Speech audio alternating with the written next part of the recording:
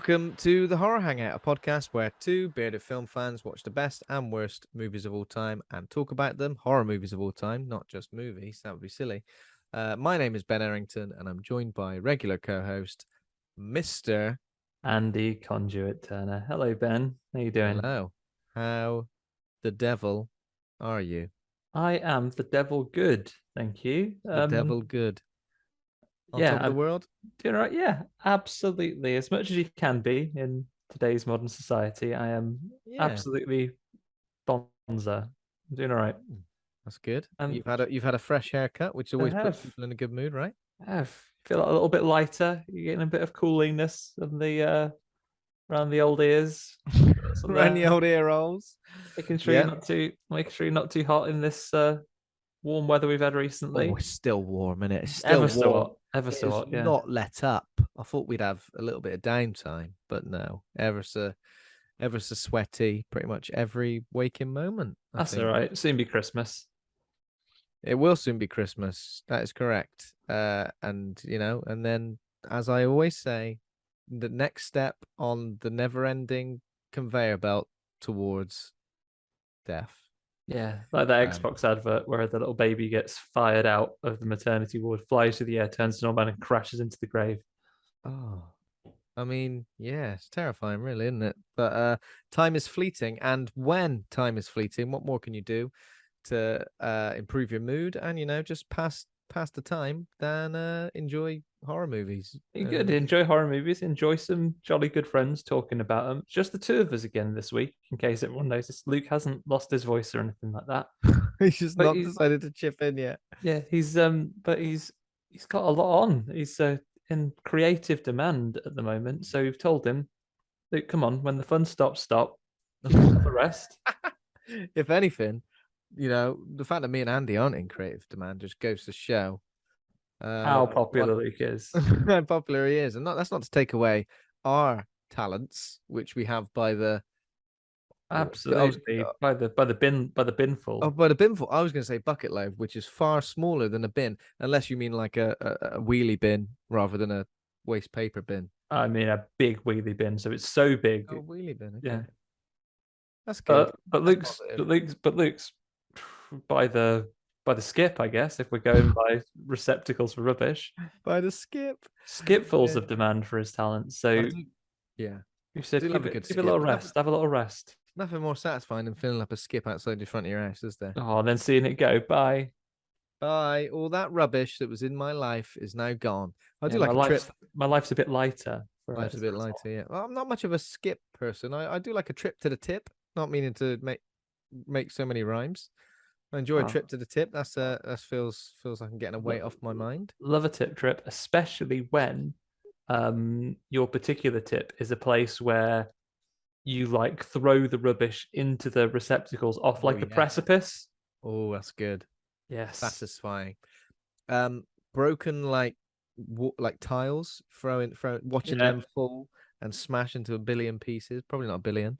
That's incredibly satisfying. Oh, I tell you what, Ben, not to get off topic for skip talk here on the Horror Hangout podcast, but I think the time that I was most rewarded by the universe, I was taking some rubble. We'd been breaking up some like hardcore rubble, some big old rocks, basically just boulders that we were taking to the tip to get rid of. Did you punch a boulder like Chris Oh no, I didn't quite do that. But as I got there, I mean, it had been misplaced in the hardcore rubbish instead of the thing, but I think it was a gift to me.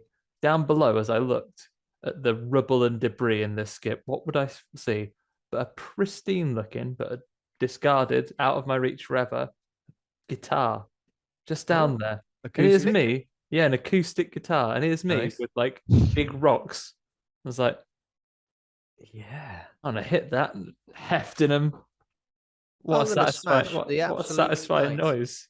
Which chord did you hit? Was it a minor or a major chord? I reckon it was a minor. It was quite a sour sounding twang when I got it. Oh, well, that guitar probably had an interesting, varied life. And you gave it one last moment of glory. Glory. It looked fine. I didn't examine it closely. It was at the bottom of a pit, but I assume it was in there because it was haunted. Maybe there was an Annabelle in it or something like that. So in many ways, I've saved the day. Maybe there was an Annabelle in it, or maybe someone had dropped their plectrum in it, which when you drop a plectrum in an acoustic guitar, that's it, gone forever. Yeah, The guitar is ruined, essentially, because every time you pick it up, it'll make that little clunking, jingly, jangly noise. can't get it Ruined. out. No matter how much you paid for that guitar, sling it. Sing it in the tip. So What yeah, is the point? got rid Okay. of that. That aside, that real life opposite of horror, what a great pleasure that was. What's in horror news this week, then? What is in horror news? So there's a few things. I thought it was worth mentioning that the prequel, the Predator prequel, Prey. That's a lot of P's, isn't it? Yeah, Predator alliterative day. prequel, Prey, promotion. Predator prequel, Prey is out on Friday. And it premieres on Friday. Premiere. That's much better. Premieres on the precipice of the preak. So the Predator prequel Prey is on the precipice of premiering. It premieres on Peacock as well. Or does it? I might have read that wrong, but let's just say it does. It's on Disney Plus in this country, though. Yeah, ruining it. Yeah, the Predator prequel Prey premieres on the precipice of Peacock this Friday, and it's going to be the next episode. We've already released the lineup for August, so there's a few new releases. Obviously, today's doesn't count towards that, but we're going to be covering Prey, Nope, which obviously was released slightly later in the UK than it was in the US. That was at the end of July. We're getting it like mid-August. We're going to be doing Orphan. Oh, that sounded weird. How I pronounced the Orphan First Kill. The Orphan. We're going to be doing the Orphan First Kill. Yeah, so some brand new releases. And I thought I'd mention Predator prequel Prey because, as far as I can tell, reviews are looking hella positive so far. Absolutely shit hot right now, right? Finally, a perfect Predator prequel. Finally, a perfect Predator movie. I know it's the first Predator prequel we've had. Or is it? Yeah. Afterwards, aren't they? Yeah. So I am looking forward to it. I'm gonna. It's a shame it's not in cinemas, isn't it? Because I think it would have been It'd have been a good cinema film. cinema. Yeah. But I'm definitely looking forward to it. Looking forward to us chatting about it. And we've not really covered much of the Predator franchise on this podcast. I know we've done Alien versus Predator, and we've done The Predator. Yeah. But we've never done original recipe. No. Maybe we should do a double of the original recipe Predators. Yeah. It's really weird. It's like going, right, what are we going to cover on this? We're going to cover the Alien films. We're going to start with Alien Resurrection. Yeah. I think we've done all the Alien films now. Yeah, we've done them. Completely. I digress. Looking forward to this. I've avoided pretty much everything after the first original trailer, which I did watch. Didn't see much. I could see loads of different trailers, TV spots, and everything popping out. Brand new posters being fired out at God knows what rate, and I've avoided them all. I'm so surprised I've not seen a Nope spoiler either. I think I've seen minor Nope spoilers. Yeah, I've seen. I think we said last week. I've seen some out of context ones that are like, "Oh, I can't believe that was," and it's just a description of some action. And I was like, oh, "Okay, stop reading." Yep. Yeah. And the same with Prey stuff. I've watched the first actual trailer. So there was we saw those few seconds once, and then we saw an actual like minute and a half trailer. Yeah. Since that one, I've not watched anything else because I was like, I'm gonna watch this and it looks great. So that's enough. I know. I'm doing my best. I get much better at watching trailers these days. I used to consume as much as I could, and then the movie was always a bit ruined, especially when things that didn't appear in the movie were from the trailer, and that was a bit frustrating. Moving swiftly on from that is the FX Alien series is apparently currently filming. I mean, it's not major news. We haven't got any other things, so it won't even begin filming until next year. So who knows when it's going to happen after that? And also, this is a weird bit of news. You don't normally see this. The writers apparently delivered all the scripts for the series. As if that's like, have you delivered all the scripts? Yeah, I have. Delivered them. Yeah, I have. Done all the scripts. And it says the series may premiere 2023. I mean, if it's not filming till next year, let's say early 2024. Yeah, tell me about it when you've got a firm date. Come on, FX. Come on, this isn't a. And FX apparently say expect a scary thrill ride set not too far in the future here on Earth. going to be set in 2024. But contemporary when it comes out. So we've got that, and obviously we've got the Fede Alvarez Alien movie. It's being described as an original standalone feature. So again, if you're a fan of xenomorphs or any of those xenomorphs, that's a weird pronunciation. I'm pronouncing things all over the place today.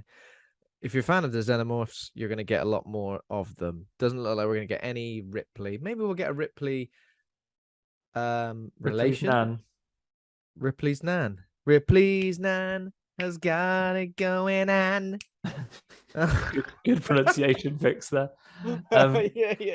Yeah. Maybe we'll get something along those lines. I read some of the not the Predator. I read some of the Alien comics not too long ago. Not the newest series that are out with Marvel. I looked back at some fairly recent stuff, like within the last 5 years.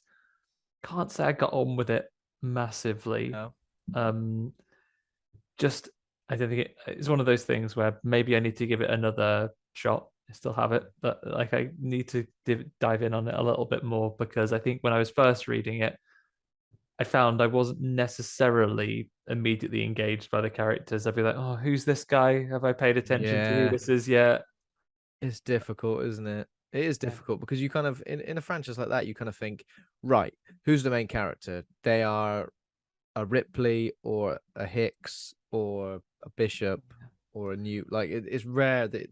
Well, that's our own faults. Or maybe it's just the world I live in. Like I think you sometimes, maybe the stuff I'm least interested in Alien and the franchise is there's a company and it's terrible. I get enough of companies that are terrible in my everyday life. Then it's in any company, right? Oh, there's a company. They're making loads of money. They don't care if people die because they're awful. This sounds like a dystopian future that would never, ever, ever happen.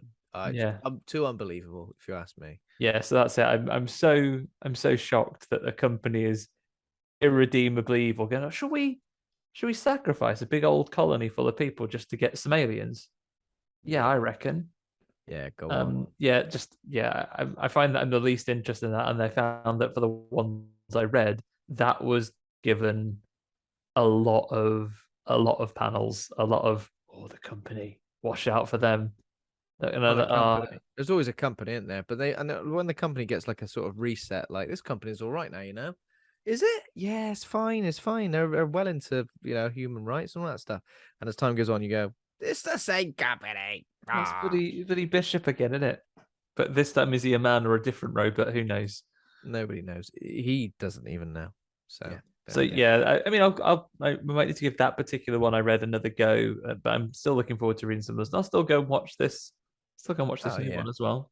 This new series. Yeah, definitely. And another last piece of news, which I thought was pretty damn interesting. I only saw this just before we started recording. So Grady Hendrix, the author, his second novel, My Best Friend's Exorcism, which was released in 2016, which he describes as Beaches meets The Exorcist, which is set in the late 80s during like satanic panic, high school friendship, demonic possession.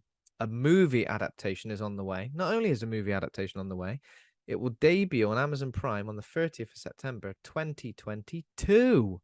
But that's very soon. But that's immediately soon. That's in the immediate future. That's the opposite of the Alien FX series that's in the distant future. Yeah, that's give right us some now. news like this Alien FX series. Give us some news where you go, guess what? Yeah, we've just had a meeting and it went very well. This TV show will be made. Oh, great! Well, bearing in mind we've seen the same thing this week on Stranger Things 5. It's like day one of writing the series, and they've.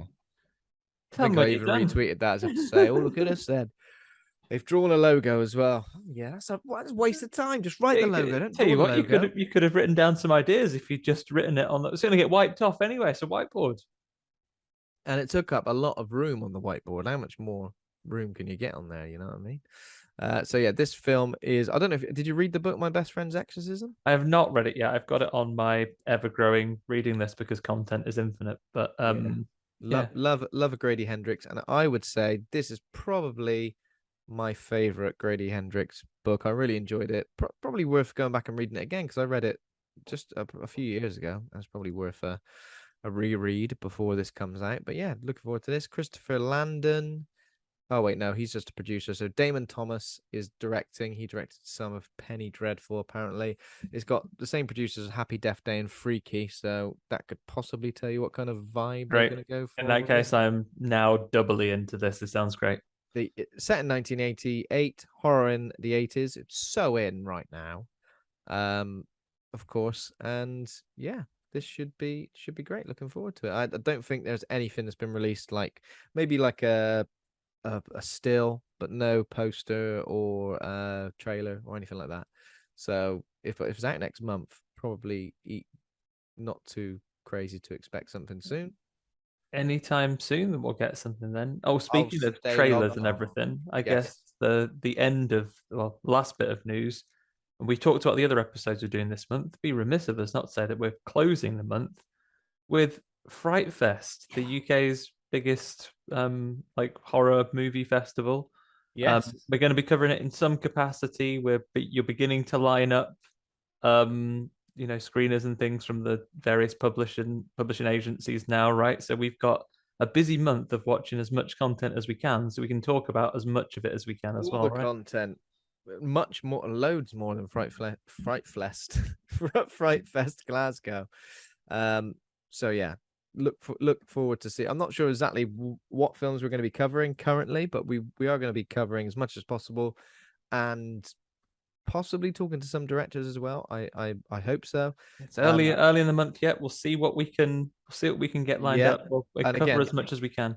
these might not be films that we cover on the episode. However, things that are being premiered there are going to include the new movie from Neil Marshall called The Lair, the sequel to Terrifier, Terrifier 2, Barbarian, which I think we mentioned the You trailer about a mentioned the few other weeks week, ago, yeah.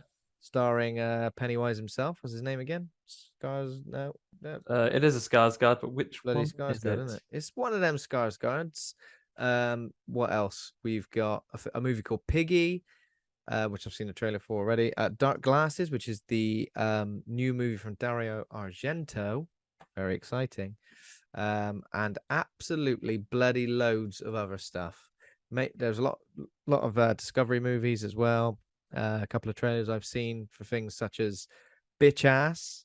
Yes, that's right. That does Uh, look good. it does look good.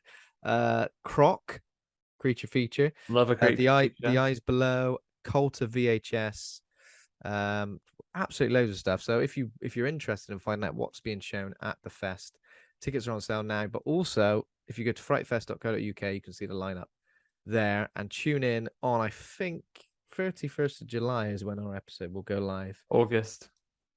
August, Yeah. thank you. That's why. There we go. That's why we're co-hosts. You Yeah, know, that's it. Making yeah. sure we're not monthing it. It's all right. 31st of August when we will be covering that. Very much looking forward to it. How exciting. Oh yeah, and the movie, you might see a trailer for this, called Fall, which looks like a vertical, well, I was going to say a vertical cliffhanger there, but that doesn't make sense. It doesn't make any sense. A reverse cliffhanger. They're not hanging on. It's after they've let go. It's after they've let go. Yeah. Yeah, if you're scared of heights, then you might be scared of heights. So seek some help for that. Don't know what you can do. But Stay yeah, low, I guess, if you're scared of heights, best you can. low. Yes. That's it. That's it for news. That's all I've got Yeah. down. Have you consumed anything with your eyeballs? I tell you what, Ben, I've been watching a little bit. Let me tell you what I've been Oh, watching. please do. So I finally got round to watching VHS 2. It's a shame Luke isn't here because I know he's a big fan of VHS 2. You've seen it, right? Yeah, but not It's for hard to separate them because ages. they're shorts, aren't they? So VHS 2 is, see if I can do them in order. Oh, So it's the one with Safe Haven. it's the one where he gets there's the one where he's got an eye, Yeah. like an eye that lets you see ghosts. That was a Mhm. good one. Not the eye. There was Man on a Bike Ride meets Zombies. That was a lot of fun. Oh. There's the Cult in Japan. Um, that was a very freaky one. It was again really kind of dynamically made, really visceral. It was good little short. And then there's I think it finishes with the aliens, and that one's Slumber Party very, Alien Abduction. that's the one. That's one. That one's very rude though, because it hurts the nice little dog. So Oh, yeah, but I did like it. It was probably, I think, the strongest of all the VHS things I've seen. I think I quite like all of them. So haven't seen VHS Viral, which I hear isn't as good. But yeah, I really liked VHS 2. That was excellent. I also has a new VHS movie been confirmed as well? Now I don't want to go backwards and start talking about talking about talking about horror news, but I'm pretty sure I saw a headline which said that there was a new VHS confirmed. VHS 94? That's already happened. that's the one we've seen. Yeah, But that was the last one we I watched. swear there's another one which has been confirmed. I may have just you carry on a second and I will confirm Yeah, this. while you're looking that up, I will tell you and the people listening that I've also gone back and started watching more classic Twilight Zone. I think I mentioned it Oh briefly last yeah. time. Like really, really rewarding storytelling on some of the ones I have watched in these early ones. Like, despite the fact that it is, um, you know, horror in its nature or strange things that are happening to people, it's wonderfully written. And the story, one of the early ones that I watched, it was called Made for Angels or something like that. A very, very sweet story as well. So there's a good bit of range to it in these early ones that I've seen. Yeah, I'm going to carry on working through those old classics. I also watched Crimes of the Future, not the new one, but the Okay. original. Okay. The original. I am going to watch the new one at some point. I thought I'd watch the original first. Yeah. Um, have you seen the original Crimes of the Future? Don't think so. I didn't care for it. Okay. It was I would say, I don't know, it's David Lynch movie, which, surrealism is part of the deal that you get into, that you get into this for. But it was, yeah, it was too strange and disconnected and art house for me. It's a lot of, Too much hard work for me. I just want to chill out and watch a lovely yeah, movie, mate. just Stick don't Shrek want 2 to on. don't want to see a bunch of, and I'm not saying this just to be rude to them, but they are by the end, big old gang of pedos. I don't want to see a big old gang of pedos like sniffing at each other's feet for 55 minutes. You don't? I I don't mean, actually. you've changed. It has things to say, and there are some interesting messages behind it. But Yeah. it is a stark, bleak, and mostly just Dark you'll and spend a bleak. lot you'll spend a lot of the film going, what am I watching? And I watched some real overtly bad stuff, Yeah. but it was just a little bit surreal for my taste, or certainly the mood I was in at the time. Mm, Um, and okay. then finally, having watched the original and enjoyed it more than I expected to a little while ago for one episode, I watched The Howling 2, Oh. hyphen Your Sister is a Werewolf. It's the one with Christopher Lee in it. Is that legit? Is that the title of it as well? Yes. Your sister is a werewolf. No, she's not. She, she was no werewolf at the end. Pay attention, because it's I think I got a bit confused her because when you brother. said, "Have I seen The Howling 2?" For some reason in my head, I was thinking of Fright Night 2, which so this is 1985 as well, so it came out pretty Yeah. close to the why does it say Howling 2 Werewolf Bitch on Letterboxd? Oh, I think that's Strieber bitch. I think is one another one of a subtitle for it. Okay. I think we should probably do an episode on The Howling 2, because it is an insane movie. It is absolutely bonkers. Not going to tell you it's good, but I'm Yeah. going to tell you that I would absolutely watch it again in a heartbeat, because it is insane. And the one thing I've learned from watching The Howling 2, Your Sister is a Werewolf, is that anyone who tells you, as a horror film fan, when we're talking about the classic monsters, and they go, "Oh yeah, tell you what, those vampires, they're the horniest of all the monsters." They've not seen The Howling 2. Okay. Horny old Though, yeah, humping legs, leg humping. humping a lot of things, man. Get down. I Get mean, off. Just have a quick give it a quick Google if you like. Have a quick Google of the Howling 2 and just look at the image search. Just look at some of the Is it things that I safe? put there. I mean, Should I put on yeah. safe search? Oh no, safe search will need to be off for this, I'm afraid. It'll need to be off. Okay. Wow. Okay. So we've got uh sort of like a throne with a wolf head above it. Interesting. Sort of BDSM, kinky. There's some people on leads. There's some. I mean, that's classic '80s werewolf makeup as well, like with the Yeah. oh Christopher Lee in some sort of like Some wraparound sunglasses. amazing sunglasses, like the ones that you get when you're a kid. You can see like the little halos and the rainbows that come off lights. Yeah, the kind of sunglasses you see when a middle-aged man is skiing, and you Yeah. go, "Wow, man, those sunglasses really Or are if something." it's the 1990s and you're pretending to be from the future, like a robot man, like Geordie LaForge, like Star Trek glasses. is is werewolf sex bestiality? I mean, I guess half. it's 'Cause got it's got no more bestiality than it would be to get involved with a mermaid, right? This has I got suppose it the, depends the if kind it's of two werewolf. werewolves, how far they are into the transformation. It True. could either stop being or become bestiality depending on Mm, the phase of the moon. that's true. This has got the just looking. This has got the kind of werewolf makeup that scares me. These are the kind of horrible werewolf faces that Horrible wet ones. scared me as a kid, and no doubt would make me feel very uneasy. No matter how sexy the movie is, make me feel very. Who's this lead actress? Do we know who she is? Oh, Sybil, I've forgotten the Sybil name now, but I Danning, know who you're talking about. old Sybil. What's this film called? Dead Streber Werewolf Bitch? Nah, don't call it that. Your sister's a werewolf. Okay, I'm adding that to the list because I do. I think I go through phases of returning and watching horror sequels that A I never knew existed and B I've never seen. So Yeah, let's add that. we should absolutely do that one because it is a wild time.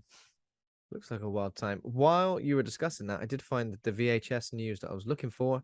Shudder announced the latest VHS film is called VHS 99 and will release on October the 20th, 2022. It's all happening. But we're still using VHSs in 1999. Yeah, You sure? I felt that we had DVDs then, didn't we? maybe that might have been like the very first DVD released. What was the first DVD you had? I think mine was Deep Blue Sea, possibly. Now, we had some DVDs. Like my dad had been working in the US and he bought us a copy of X-Men back, and then I had to do like that was 2000 was X-Men. So and then I remember having to do like you know, DVDs are region locked, and then you can do like every DVD player. There is like some weird and wonderful combination of buttons you can press Yeah. to let you change the region. Hmm. Having to do that so I could actually watch it. I know the first 18 rated DVDs I bought for myself when I turned 18. I bought Okay. The House on Haunted Hill, Yeah. the remake of that, and I got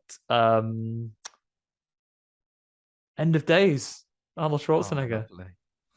Absolutely delightful. Good times. Yeah, I think mine maybe was Deep Blue Sea. One of those DVD cases as well, where it was like cardboard with the little plastic. Cardboard is the clip, and then the DVDs when you first got them, you had to turn them over. Yeah.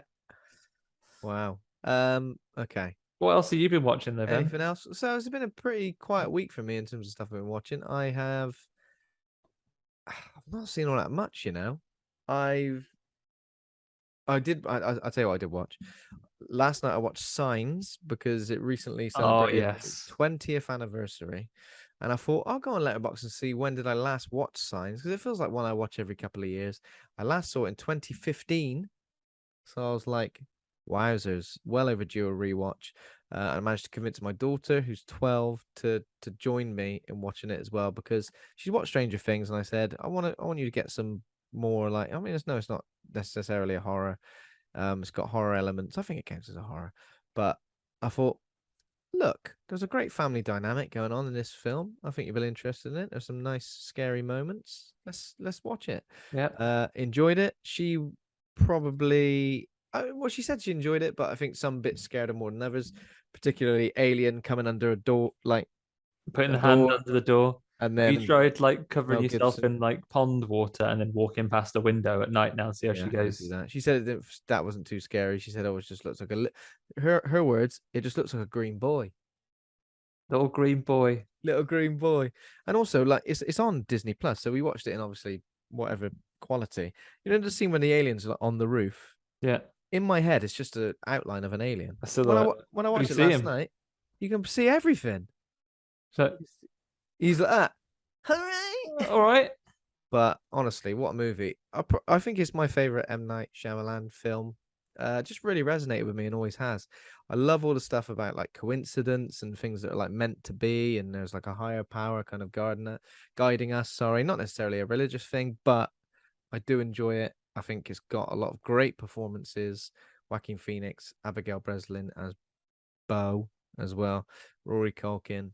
It's just Yeah. really, really creepy. Like, think about it. Like, this is an alien invasion movie, more or less single location, all takes place on the same farm/farmhouse. It's just really, really well done. It's such a good movie. And the music, Andy. Sorry, one of the best like themes, one of the best main themes of like movies in the early 2000s, without a doubt. Sorry, go on. That's all right. Just saying, yeah, couldn't agree more. Absolutely great. I mean, I'd be safe from the aliens. Look at my big waters that I have here. Oh yeah, they go nowhere near you. Mm-hmm. This one's got a bloody hair in it. And I was going to suggest that we cover the movie on the podcast possibly next month because 20 years. Why not? 20 years is such a good milestone, and it's a good excuse to watch the signs again. Yeah, and then even though I watched it just last night, I will watch it again because I love that stuff. It still gave me goosebumps. You know, there are certain moments in films which I think can still give you goosebumps over and over again, even though you know exactly what's coming, exactly how it's going to play out. There are a couple of lines in this which give me goosebumps, and the finale. There's a moment right where there's just a shot of Joaquin Phoenix. I think you know what shot I mean. Right near the end at the finale, after a particular line, and it just zooms in on him, and he looks like an absolute badass. Yeah. And then he batters. Yeah, we won't go into it, but in case you've never seen it, if you've never seen it and you like any of M. Night Shyamalan's movies, the old Sixth Sense, the old Unbreakable, probably that's it. Those ones. Oh, actually, I like Split. I like Split. I like The Visit as well. Oh yeah. I've not seen The Beach That Makes You Get Old. Don't think I liked either of those. Beach That Makes You Get Old was okay, but his next movie is Knock at the Cabin, which is based on what's his flavor? Paul Tremblay's book, Cabin at the End of the World. I think it's something like that. Be interested to see what he does with that because it wasn't a book I particularly enjoyed. So let's see what happens. It's interesting to see that he's making something based on an already existing property that isn't The Last Airbender. Obviously, don't mention that. Don't ever mention that. You know, most of his stuff's original stuff that he's written as well. So let's see what happens with that. M. Night. I mean, I guess is it the way he's going now? Because The Beach That Makes You Get Old is a comic, right? A graphic novel. Right, it is. Yes, you're correct. Sandcastle, sure I think then. it's called. Bloody Sandcastles, the beach. This beach makes you get old. Don't come to the beach. Apart from that, you know what? I've not really seen much else this week. That's all right though. It's a little bit of stuff, and of course, we know what we have both seen. We've both seen In the Mouth of Madness. We've both seen In Mouth of Madness. Yes, we have. So, about time we got around to this one, I think, on this podcast. Yeah. So, In the Mouth of Madness is a 1994 American supernatural horror film directed and scored, obviously, by John Carpenter and written by Michael De Luca. Stars Sam Neill, Julie Carmen, Jürgen Prochnow, David Warner, rest in peace, and Charlton Heston. And the plot is an insurance investigator begins discovering that the impact a horror writer's books have on his fans is more than inspirational. I mean, that's not the best, the best sort of plot summing up ever. Yeah. So this is Informally, the film that is the third installment in John Carpenter's Apocalypse trilogy, preceded by The Thing in 1982, which, of course, yes, we have covered on this podcast, and Prince of Darkness 1987, which we have also covered on this podcast. So doing the middle chapter. We're doing a bloody, well, yeah, what does it say? The third installment. Oh, this is the third Yes, installment. the We've third- done yeah. it in order. So, yeah. Oh, some choice reviews as well. Let's dive into those choice reviews. But first, 7.1 on IMDb, pretty high. 3.8 on Letterboxd, pretty high. All right. 58% critics, they scoff at this. I do, don't they? 73% audience. They're loving it. Choice reviews. Todd Gaines says, Sam Neill, solid as a rock. Sutter Kane, the anti-Stephen King, warped, twisted, demented, trippy, a mindfuck from the horror master John Carpenter. 3.5 stars. Mike Ginn says, don't believe Sam Neill as an unreliable narrator. He's just too reliable. He is a very reliable man. 3.5 stars. Spencer says, Sam Neill changes his accent like 4 times in this. 3.5 stars. He does definitely get a bit more of his natural accent when he's telling lady not to throw chips at someone who's driving the car. Oh yeah, I mean, it's a good point. And then finally, Comrade U says, love that Carpenter opens and closes this with super cheesy butt rock theme music. It's so fucking great. 5 stars. I will go on the record and say, of all of John Carpenter's themes, this is the one which I think I always, if I'm like, oh, open an album of John Carpenter's themes, this is the first one I look for. Whatever he did is reimagined themes, didn't he? Can't remember what that album was called, that he released a few years ago, and the version of In the Mouth of Madness is spectacular. He loves some. How did the comrade describe it? Butt rock, cheesy butt rock. Ding, ding, ding, ding, ding. It's just amazing. And you know, John Carpenter's got amazing themes. Pretty much every single one is iconic, and this one is just insanely good. Yeah, so you seen this bad boy before? I've never seen this one before. See, this is a weird one, right? Because sorry, not meaning to jump ahead of you. I'm just trying to add to that. I'm pretty sure I've seen it, and then I convinced myself I hadn't seen it, but then I watched this time around, and I was like, I remember all of this, so I must have seen it before at some point. Maybe that's the trick then. Maybe bloody Sooty Kane is writing you. Maybe he's writing me. Don't write me, Sooty Kane. I'll write you right back. All right? Don't get involved. Axiomate. Do you know what it reminds me of as well, right? Sorry, again, I got so many thoughts pinballing around in my head, Andy. I apologize. It reminds me of the movie Phantoms with Ben Affleck. He was the bomb in Phantoms, y'all. Based on Dinar Kuntz's novel Phantoms. I guess you would also say he's a Stephen Kingite or Stephen King light. Yeah, but he anti-Stephen King, isn't he? Anti-Stephen King. Basically, like a weird small town where like everyone's either gone or weird. That's what Phantoms is. Again, not a film I've seen for years, but I was getting serious Phantoms vibes. Have you seen Phantoms? Never seen Phantoms, you know. It is a 90s, so 1998. But listen to this cast again. I'll get back to the film in a second. Rose McGowan, Liev Schreiber, old Sabretooth himself. Two alumni of Scream right there. Ben Affleck. That's about it. Peter O'Toole. There you go. As well. I strongly recommend. If you enjoyed this sort of vibe, then I would say Phantoms is for you. Yeah. Okay. What were you saying before I rudely interrupted? Sorry. So I'd not seen this before, which is incredibly surprising. Bearing in mind, I think The Thing is maybe one of my favorite horror movies, but oddly enough, until we watched it for the show, I'd neither seen Prince of Darkness or In the Mouth of Madness. Not through lack of interest, just one of the things I never got round to. So this was a first time watch. I think it's one that is definitely already worth another watch for those additional details. It's got some interesting quirks to it, but you can see the DNA of John Carpenter to it, especially some elements of the thing in some of the visuals we get later on. Yeah. Um, yeah. And it's kind of a bit meta as well, isn't it? Yeah, Which is good. Which is interesting. And I know it's supposed to be like a riff on Stephen King, the old Sutter Kane thing, but there's still a lot of Stephen Kingisms that are kind of there. Uh, a writer being very prominent in a story, and this kind of like, what is this essentially Penny Crayon, the movie? yeah, but sort of with writing, it's got lots of Lovecraft to it, I guess, as well. It's a super Lovecrafty thing where there's a Yeah. book. Oh, don't read it, you go mad.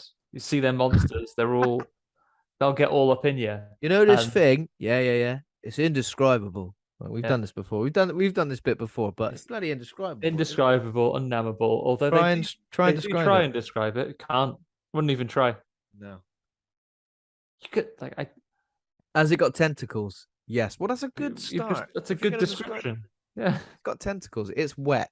It's like we don't get. What's good about this film, I think, is that we don't get absolutely loads of like monstery bits and bobs. It's kind of saved for a very particular scene. Um, but yeah, pretty effective. Do you know what I see? I know we'll get into it. Then we'll get into it. I'm gonna say it now, just in case I forget. The scene where he's running away from these monsters reminds me of Labyrinth when the cleaners are coming towards in the tunnel are coming towards I think it's Hoggle and He's just running like go, Sarah. bloody hell. Bloody hell, some bloody cleaners. Run in a straight line. You can't go anywhere else. What I'm trying to say, I think, about this film is that it feels so familiar to me in a way that like it has reminded me of so much. And I think that's why I enjoyed it so much, is because it feels like a comfort watch, Yeah. even though it's not a film I've seen loads. I'm pretty sure I've only seen it like maybe once, twice before. It feels like a comfort watch because it reminds me of a lot of things, especially like mid-90s Yeah. stuff. It's This could got a lot of easily like be mid like a, 90s vibes to it, hasn't it? it could easily be an X-Files episode as Yeah. well. And the other thing that got me as well is watching this a bit of a it's like the missing link in horror credentials because seeing this, I wouldn't have been surprised when I saw Sam Neill in Event Horizon years later. Yeah, But of course. having not seen this, having seen Jurassic Park as a child Mm. and loving it, of course, then to see Sam Neill in Event Horizon, it was such whiplash. It's like, oh, you're a nice man. But now, Yeah. actually, seeing these other things, like Sam Neill has a fair amount of like horror Yeah. to his name. He's been a nice, well, I guess he's a nice man in this one, but he's just in a horrible situation. So you got nice man in Jurassic Park in a horrible situation, hates kids, by the end likes kids. This one, nice man in a horrible situation, insurance bloke, goes a bit nuts, as you would. I think Yeah. anyone would go nuts. And then of course Event Horizon is I guess he's a nice man that gets possessed by ghoulies, right? the nice man that gets mugged off. Hell in space. He Yeah. does draw a nice crucifix on his face on this one. Although he's told he's only given one black crayon. He made that black crayon go far. He The really whole made it room, last. his whole outfit and his face. And what we learn from the film, though, is that Sam Neill in this film is exceptional at crafts. When he does some cutting out later on, he is so quick.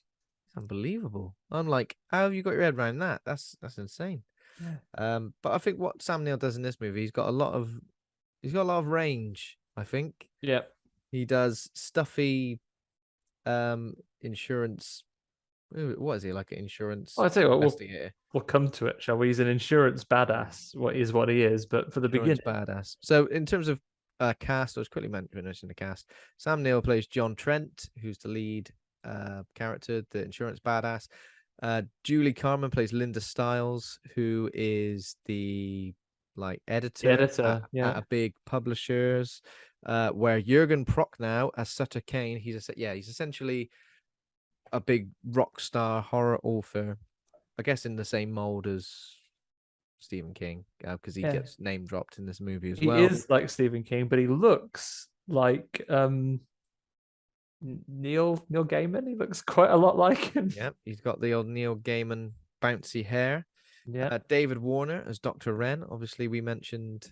Well, actually, I don't know if we have mentioned, but he Yeah, passed David away. Warner was, I think, the reason why this came up. Like, we were trying to pick a classic movie before we went to all the new releases we've got this month, and the sad news of David Warner's passing, and this was mentioned as one of the films that he was Yeah. known for. Thought, well, what a time to be Yeah, inspired to go and watch it. of course. Obviously, in lots of other sort of horror movies as well. He's in The Omen.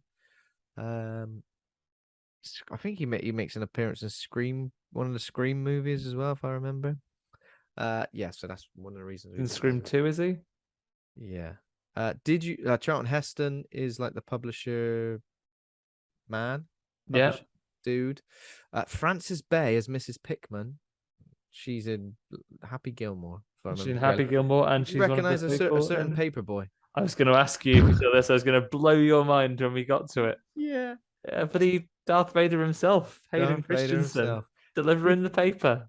And finally, did you notice the man with long hair who was like one of the townsfolk, the one who like had a little boy and a little girl? Do you know who that is? Vigo, Scourge of Carpathia. Is that It's who you're talking Vigo about? the Carpathian himself, played by Wilhelm von Homburg. What a name! What a champion.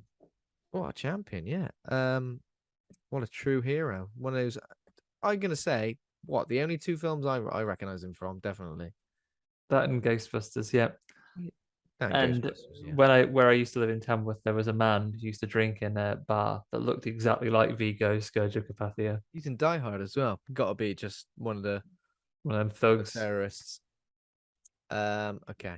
So yeah, that's it in terms of who stars in it. So it opens obviously with the badass main theme, as we've already mentioned, which is like some lovely butt rock. It's just it's sort of like glam rock meets. I mean, it's just awesome. It just sets you up for what is a film that I guess you should expect not to take itself too seriously, but to be pretty out there. Pretty intense. And we're rocking out to the work of the printing presses. Oh, yeah. I enjoy that though. Yeah. I've always enjoyed like, hey, come and watch this program about how a donut is made and what happens to the whole Yeah, thing. love it. You'd love to see it, wouldn't you? With like an excellent rock soundtrack, but with the how it's made Ian Lee documentary style, showing books being printed. Fascinating process. Yeah, absolutely fascinating process. And are we right to think? I don't understand this because it seems like they're printing books based on a book that they haven't even got the manuscript of yet. Well, I guess this is in media res. This is now. This is happening before the events of the film. Oh yeah, of course. It's kind of like of course, because we've got like flashback, haven't we? Yeah, because in a bit, Sam Neill, when he's in the insane asylum, a bit will look at the camera and go, "I bet you're wondering how I got here." Well, no. Record scratch. I bet you're wondering how I got into an insane asylum. I mean, yeah. I always think all these crosses crayoned onto your face. But yeah, we see what happens. So there is just the assistant hanging out at the insane asylum, lovely peaceful hospital. And then Sam Neill gets marched in a straitjacket, absolutely raging. They say, "Oh, put him in number 9." Kicks one of the orderlies in the balls. Yeah, he does, and he headbutts another one, I think, or is it? Yeah, he's really going for it, and they throw him into the padded room. Did you recognize the Is it a doctor guy? Yeah, I did recognize him, but I couldn't think of who he was. So John Glover plays. Oh God, what's his name? John Glover plays Sapperdstein, and the only thing I recognized him from, I'm going to confirm it in a second because I don't want to just say it out loud. Oh yeah, I can see it. Batman and Robin as Dr. Jason Woodrow, who I think is the scientist who like gives Poison Ivy a bit of jip, and then she goes, "Have a kiss," and then he's dead. Dead. He's also apparently in. Oh, that's where I know him from. He's Daniel Clamp from Gremlins 2, the guy who owns the building. Yes, he is. Wonderful Yep. shout. So that's who he is. That's where I know him from. So he's running the hospital, but we don't really see very much of him. No. Sam Neill gets up and, just like an insane person would say, he's like, "I'm not insane." That's what they all say. I'm not insane in the least bit, although he does make a good point. He does apologize for kicking the orderly in the balls. He goes, I'm so sorry about that. Just it was a lucky shot, you know? So, but he does vehemently insist that he's not insane, like an insane person would. But then changes his mind because he's looking out. He's looking out into the corridor, and he just thinks better of it. Face plants into his mattress. Obviously, can't put your hands out. He's got a straight jacket on. Yeah, Um, difficult, wouldn't it, for anybody? and then I guess he's there for a little while because he's has some time with a crayon to draw He's loads there of for a little while crosses. because I think he comes around to the idea of being insane. He's like, actually, do you know, I'll stay here. So he asks for a singular black crayon, and then he goes and draws various different types of crucifix all over the padded cell walls. Yeah, And how's he his got his arms face. out? Oh, I suppose he. I guess once you settle down in there, so you can Yeah. have your arms out. Now you You're gonna probably kick need me in the them. balls? No.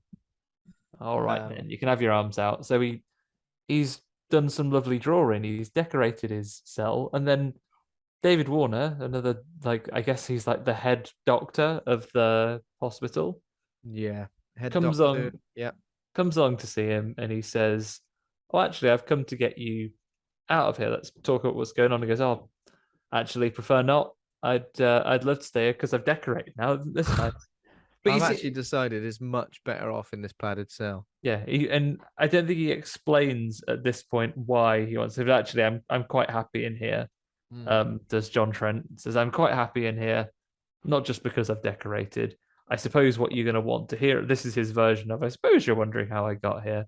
He said, Yeah. like, you want to hear about the they, them, the things that any paranoid schizophrenic would claim they see in their delusions. I'll tell you exactly what they are. And Are then we we made hear to think that there's some sort heartstrings of go, and we go back in time. Are we made to think at this point that there's some sort of like epidemic, pandemic happening in the outside world I where don't think we've given any indication of that yet. I think it's just that Sam Neill is mad and he's explaining why he's mad. I want to know why you're mad? Well, it all starts when I was as an insurance investigator. I was doing my best insurance investigating. He was, and we see a bit in the office where a man's getting all sweaty because Sam Neill has caught him out in a bloody porkies, isn't he? What's that? Your old company burned down and everything you ever owned was burned down, and now you're claiming on the insurance, yeah? And he goes, "Yeah, that's exactly what I'm doing because that's what happened." Okay, saw your wife the other day. Oh, did you? Yeah, yeah. Saw her wearing this jacket that you said was being burnt down. Oh, I just went and bought a new one. Said, Nah. "Well, how's about then? How's about?" And he's getting sweaty because Sam Neill's bearing down on him. And at first he's like, "Yeah, it is hot, isn't it?" But after a while, he's like, "Are you hot? Put the aircon on if you like. I'm all right. I'm not hot because I'm not a lawyer." But he's like, "Oh, funnily enough, your wife was really helpful when I showed her this other woman also wearing a lot of these jackets that you like to buy." And he's like, Is he exclusively just giving out jackets to people he "Yeah, anyone is married to or having an affair with, they'll give him one of those jackets. don't want these jackets? Yeah, I do. It's like a team jacket." So that's pretty much it. They've got him hook, line, and sinker. The wife helped, and he says, if you go into business with your wife, try and make sure that what did he say? You're not fucking Don't really about. fuck about, yeah. You're going her back because she will. Let's be honest, be absolutely fuming. She'll absolutely roll you over. She'll throw you under the bus, and you'll be busted, mate. And And they then go out. For, was it for a celebratory wimpy? yeah, they got to Wimpy. They got for a bender and a bun at the local Wimpy. And to celebrate what's happening. And one thing I didn't get here, the insurance, the guy who's the boss, that's the insurance company, is like, "Oh, blooming hell, why not just come and work for me?" Mm. Because none of my salesmen can pick up fraud like that. I would argue, insurance company owner, that your salesmen don't need to pick up insurance fraud. That's what your fraud investigators are for. Yeah, that's But true. fair All enough. right, have you sold anything? Sold a bit, yeah. Did you pick up any fraud where you're at? No, that's not my job. Useless. Yeah, because I don't deal with claims. I deal with selling insurance. Come on. No wonder he's expecting that of him. No wonder he's disappointed. He's like, "Oh, come and work for me." I guess thematically this is important. He's like, "Oh no one pulls my strings. I work for myself." He likes his independence. No one pulls my strings. I'm not a bloody puppet. All right. Yeah, ain't no Can you be an Pinocchio. independent insurance? I suppose you can. like a rogue insurance investigator, just Yeah, like if you're the best, you might just, they come in to get you to do, a private investigator, I guess. yeah, good point. And while this is happening, while they're having a lovely wimpy in this conversation, a man like comes out of a like a cafe or something opposite. Everyone runs around, everyone disperses, and Everyone runs away screaming, but they don't notice, even though they're having quite a quiet conversation. yeah, they still Like don't that bit in notice. Spider-Man 2 where Dr. Octopus Well, the manages to car. wazz a car through the window. Basically, I want to have a conversation with this guy so he can tell me where Spider-Man is. I definitely need him alive because he's the only person who knows where Spider-Man is. I will throw a car through the cafe window where he sat there having a lovely. In a way that only Spider-Man could dodge. Yeah. Hang on a minute, you completely dodged that before it even came through the window. Like you got some sort of spider sense or something. He's like, nah, I'm just a. You probably just learned that from the knowing who Spider-Man is. You tell me. Are you Spider-Man? No, just a photographer. All right. Now, yeah, I'm gonna take your girlfriend because why not? But this isn't what. Don't worry, that isn't what the deal is. Sam Neill isn't Spider-Man. I mean, it's just as dangerous, if anything. He is surprised by this axe man. It axes the window, and then Yeah. he stands up and goes to Sam Neill. Oh yeah. Sam Neill. Funny question. It's probably an aggressive way to ask you this, but do you read a bit of Sutter Kane? And before Sam Neill gets a chance to answer, He would have answered. oh, knows that recommendation. But the axeman is shot to pieces by the local police. By the trigger happy US police force, New York, I guess, police force, NYPD. Although to be fair, if you want to be trigger happy, it's probably when someone's bearing down on you. I would say Axe. on this occasion, probably justified. That man was lifting an axe to chop someone with, standing Also, on a table, already rude. John Trent, he laughs afterwards like he's absolutely having a whale of a time. Like the bloody hell, that was close. I mean, you can get your kicks, you can go on a roller coaster, you can do skydive, do something else. What he likes to do is almost be killed by an axe murderer whose eyes are, how would you describe these eyeballs? Split in two. He's like got double. Not just pupils. He's got the double colored bit. So he's got double eyes, like in that Mummy film. Oh yeah, The Mummy. He's got double eyes, like in the Mummy film called The Mummy. Yeah. Yeah. And what's kind of weird is that John Trent just goes on to the next job, which happens to be involving Sutter Kane, the man who was mentioned in what could have possibly been the last moments of his waking life. Yeah. Just goes to the next job, like, yeah, what's this? Sutter Kane. Yeah, he I'll seems sort it out, okay mate. with it. Yeah. So they go to Arcane Publishing, where the director Jackson Harglow, played by Charlton Heston, is asking him to investigate the disappearance of Kane. And then they quickly manage to make a connection. They're like, you know that bloke with the axe who was like going mental? He's like, yeah, I was there. I was there. That was Sutter Kane's agent. Oh yeah. So yeah, Sutter Kane only communicates to his agent. All right, where's his agent? You met him actually. Have I? Oh, that's handy. Was it at the big company get to? No, that Axeman. Axe murderer apparently went insane, killed his family after reading one of Kane's books. Oh yeah, that seems unfortunate for everybody involved.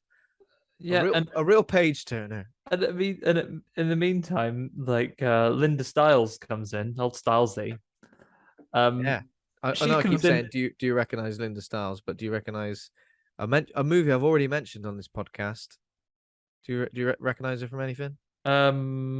Styles is from. I'm having to look it up. I don't recognize it immediately. Oh, Fright Night Part 2. Yeah, Fright Night Part 2. Yeah, that's what I recognize her from. I think that's probably the only thing I recognize her from. To immediately, their relationship is kind of weird. It kind of yo-yos from flirting to being really rude to each other constantly, and it's that's like she comes in and is like, because but he right behind his head as well, like literally like a little cough to interrupt, but mere inches from his head. You'd be like, personal space.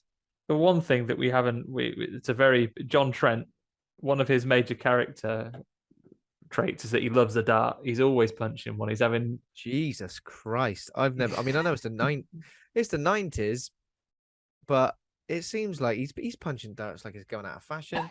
Like his life depends on it. Like, I've just finished that. I'm gonna punch this dart in a lift, in an office, I'm having a big meeting, in a literally everywhere. He's sucking down those tabs faster than Doc Cotton does. He really goes for it. Sure does.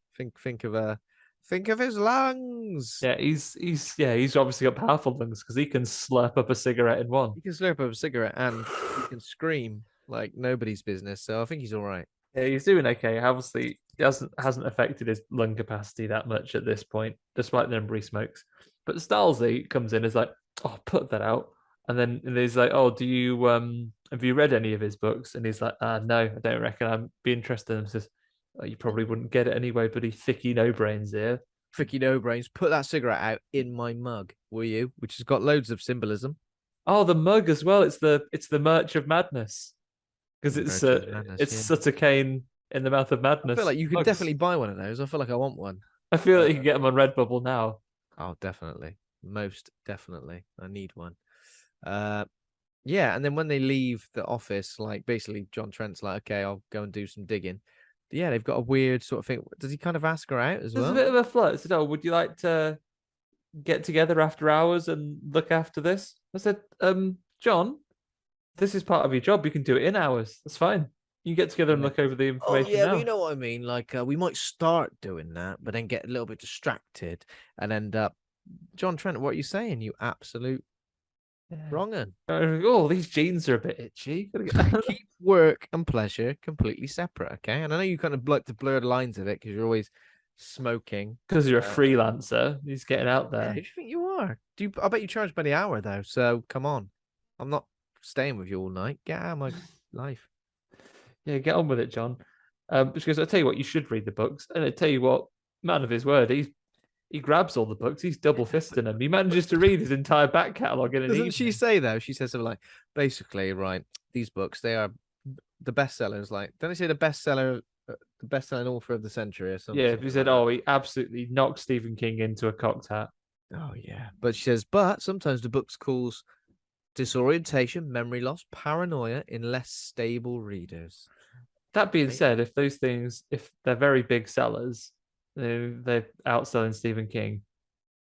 You know who else has outsold Stephen King? Famously from the movie, Old Goosebumps. Old R.L. Stein's still laughing. Yeah.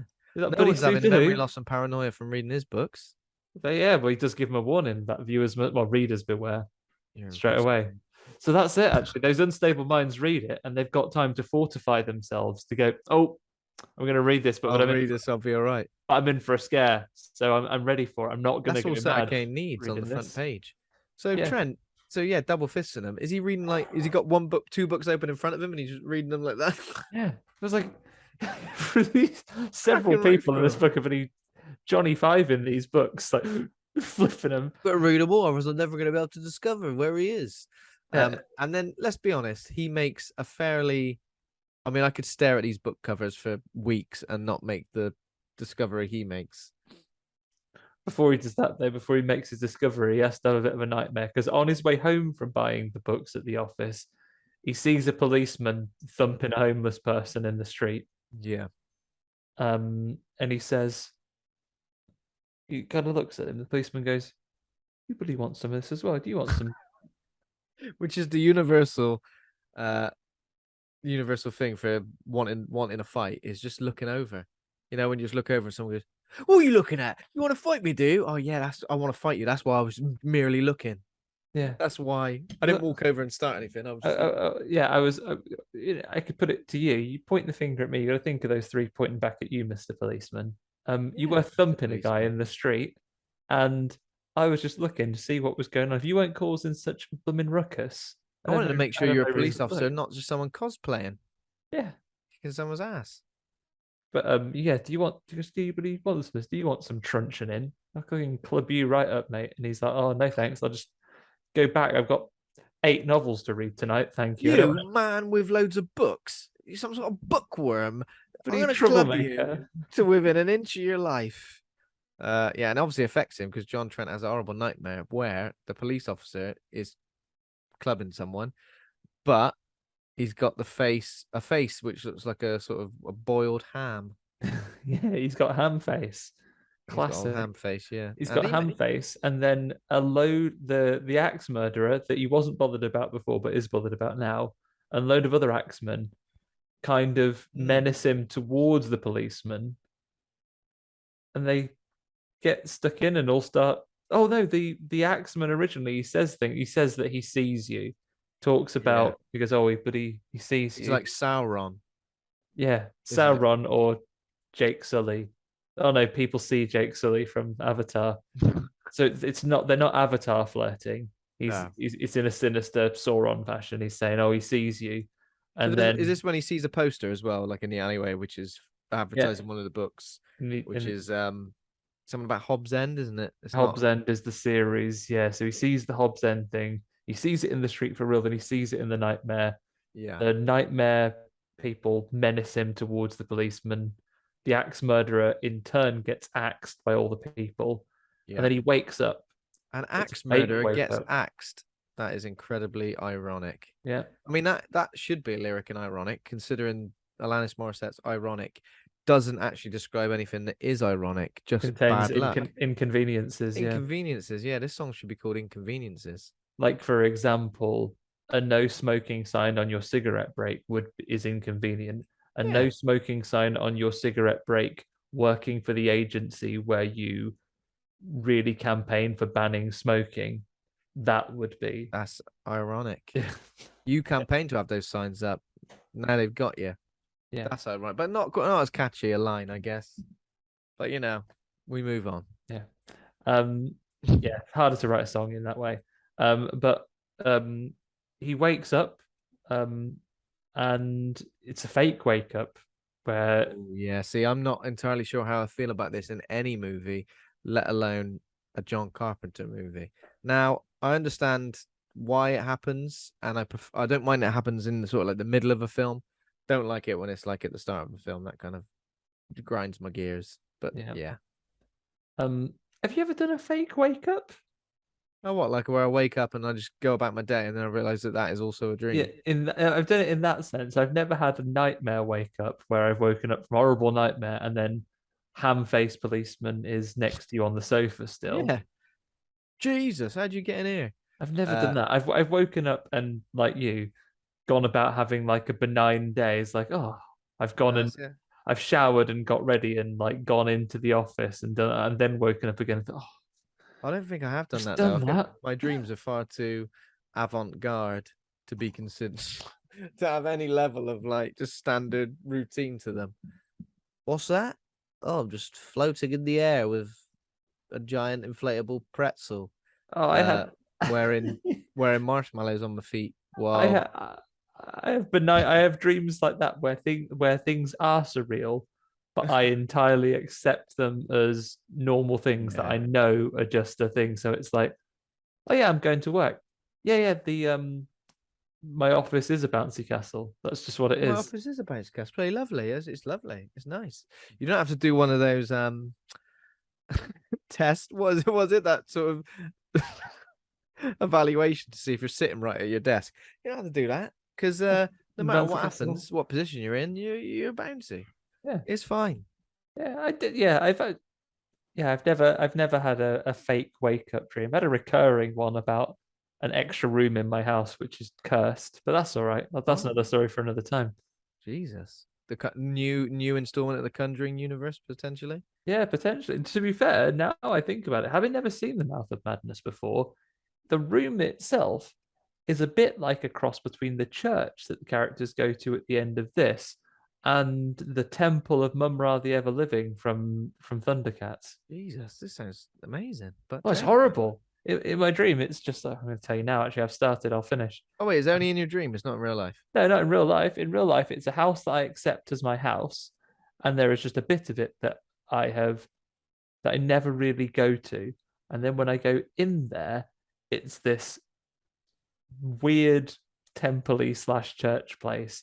And then it's like the place notices when you go when you go in there and starts responding to you, and you very subtly feel while you're in there that sounds start happening and things start moving, even though it's completely empty and there's no one there. Get out. This horrible whispering starts, and I have to leave very quickly in the dream and then make sure that it gets someone else who is like just a passerby that's appeared in the dream.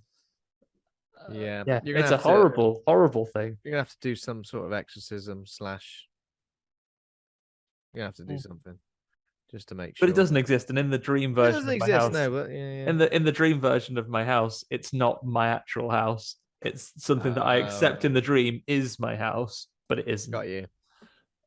Yeah, very strange. But anyway, that's what's happening with old John here. He wakes up, he has a fake wake up, then he really wakes up and goes, Wake up. "Blooming hell, I've probably shouldn't have read 6 novels in a night." And I probably shouldn't have read all these novels in the night, right? Because it's the equivalent of binge watching a TV show. You know, just take your time with it. Now I'm gonna fly through this. I'm gonna listen to the audiobook on 900% speed. Yeah. Okay. just really intensely getting all this information, but it does give him the idea. Obviously, John is a guy that does things fast because he looks at the things. He's got ink on his hands from. Why has he got ink on his hands? Did he hold the book too hard? That's what happens when you read. Don't read to the extreme, okay? If you read to the extreme, you end up with ink on your hands and your eyes will be burned out their sockets. And you'll have horrible dreams. But it gives him an idea to, I'll tell you what, if I ruin these books and their value to the second-hand market, if I just rip the covers off, yeah, and then I snip out the little red lines. Did you feel? I felt a bit sick when he started cutting up books. Just very, very wrong.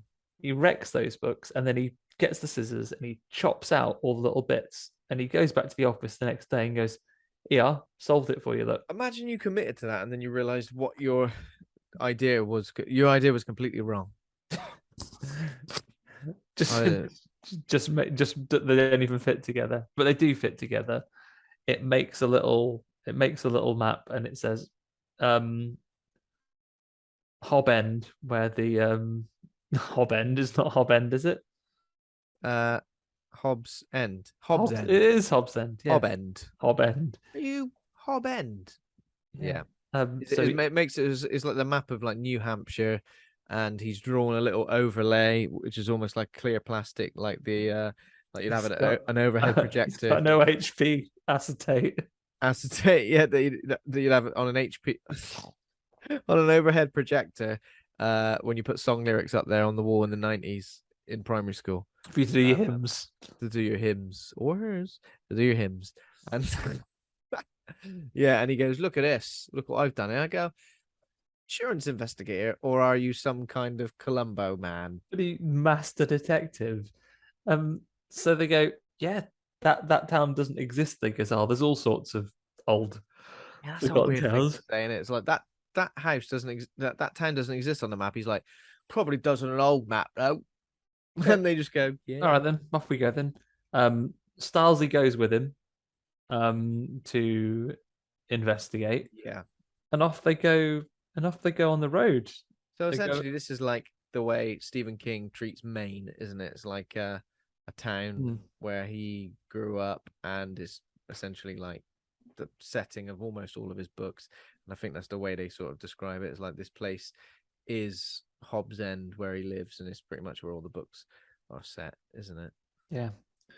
And away they go to Hobbs End. Stylesy falls asleep on the way, but Sam Neill, after driving for all, he wakes her up with. He opens the glove box and he's got a squonky horn in there. What? A little squonky horn. Squonky horn. And he wakes her up in the most childish manner, squonking the horn. In the face of a woman he doesn't know very well. Yeah. They don't, and from the interactions so far, they don't really seem to get on. They don't seem to get on there. I mean, maybe there's a bit of chemistry there, but John Trent probably thinks so, because he thinks he's hot shit. Let's be honest. Is he punching a dart at this moment when he wakes her up? There are very few moments in this one when he's not. Even when he's asleep later on, he's like got one hanging out with. Fucking hell, mate. Yeah, he's He's like blaming- Slash from Guns N' Roses, constantly got a little tab on, put it in the neck of his guitar, just leave it yeah, there. yeah. He's always like pounding those durries, getting those coffin nails, and he's always got one on. But yeah, he wakes her up with a squonky horn that he has in his glove box for no reason, and Yeah. she Say throws for no reason. It's for instances like this when he's in a car with someone he doesn't know very well and he's sick of them falling asleep because his conversation isn't good enough, and he's going, "Wake up." He's already done some singing. Yeah, so he wakes her up, she throws some crisps at him. Wasteful. He gets his Salt and vinegar discos, they look like. he goes, he gets his Australian accent back for his don't be throwing crisps at me, mate. And you throw the flaming chips at me. Is that Australian, isn't it? That's close enough. What? It's close enough. Close enough, and that's all we want. Yeah. He goes, "Oi, you flaming galah, don't throw many chips at me. Never throw chips at a driver." Good safety advice, actually, if you are listening to this. Squonk a horn at the Passenger, absolutely. passenger, literally anytime you want. Do not throw chips at the driver, though. Anyone that's driving, You know those drivers who pretty much think that because they're driving, they have all the rights in the world to do whatever they want. I get to choose the music actually, and the temperature of the air I conditioning. get to choose the music, the temperature, the speed at which we drive, and what the snacks are. And you need to pass me that drink because I can't open it. Yeah, and I can squonk a horn whenever I want, but you mustn't. I repeat, that mustn't throw crisps at And me. I can do this occasionally, just suddenly just go, whoa. Yeah. I could do that if I want, and it'll scare you. But yeah, you're not allowed to throw crisps at me. They have a break now. John's had enough having all the power, and he goes, "Actually, I'm gonna have a little sleep. Stylesy, do you want to drive?" And she does. But then she starts to have like some weird experiences. She's a little boy riding the bike, and then not a minute goes past. Now it's a bloody Terrorhawks looking guy driving along. Right. Terrorhawks looking guy. Initially, and I mean absolutely no disrespect to Mr. John Carpenter, the master of horror, but initially I was like, is that John Carpenter? And is it? I don't know. I mean, it looks like someone who's got like in Michael Myers fashion, a John Carpenter mask. it looks like, and we've this is the second time we've done this in recent episodes. I swear I've mentioned this already. It looks like Spike Jonze in Jackass when he's dressed like an old lady. Yeah. What did we mention that from already? Oh, it was a couple of weeks ago. I think it's Pearl. I think it was like the X movie. That's right, Pearl. It's like you can tell that's not a person. You can tell that's like a mask or makeup because their eyes don't look right. On a big paper mache head. On a big paper mache head with hair that looks like what? Bubble bath foam? Oh no, we forgot to do the hair. Just scoop. That's all right. Run about. Scoop all the bubble bath foam up and place it precariously on the head, and then make them ride a bike. And then you ride along like the little ghoulies from Poltergeist. They're going along, little old man, and she goes. She's driven past him once as a little boy, and then with his little cards in his spokes. Yeah. And then she goes past him again. He's an old fella, and then she goes, "Cool, that was weird." And then while she's looking at, he's coming straight for him. I mean, to be fair, what's he playing at? He's got no lights on his bike, and he's driven past her, and then he's quickly just turned, gone as fast as he can the opposite way, turned again, and then come. I mean, it's just bizarre.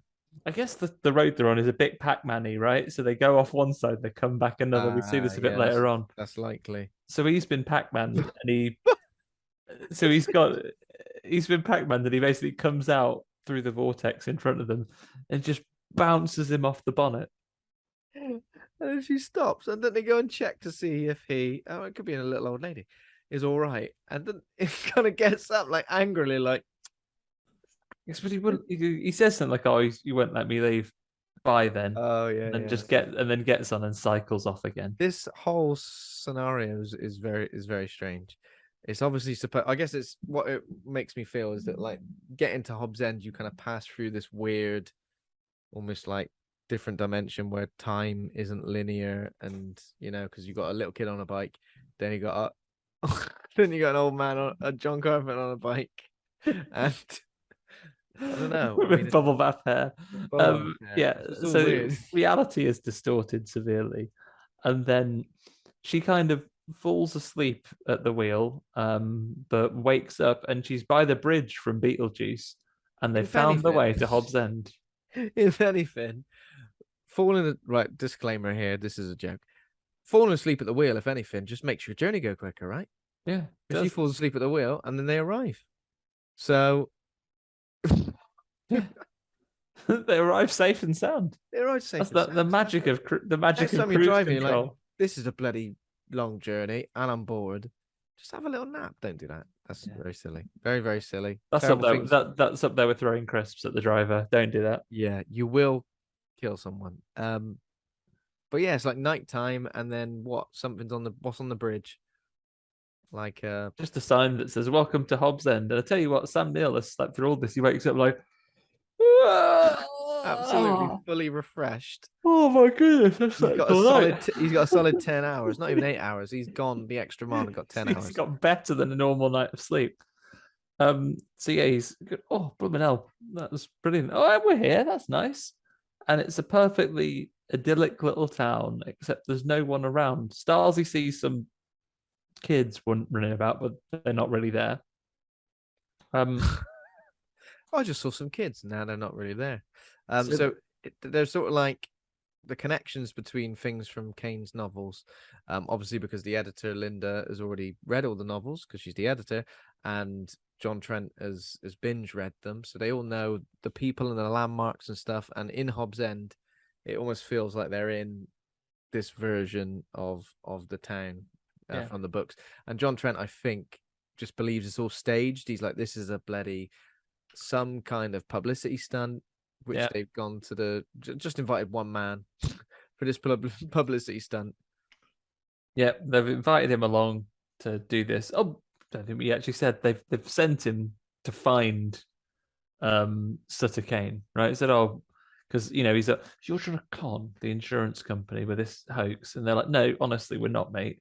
We either want you to find him alive, in which case we'll good, and we've got the book, or prove that he's dead. We'll still get the book, and we'll be able to do the things. Is this a job for like an insurance guy?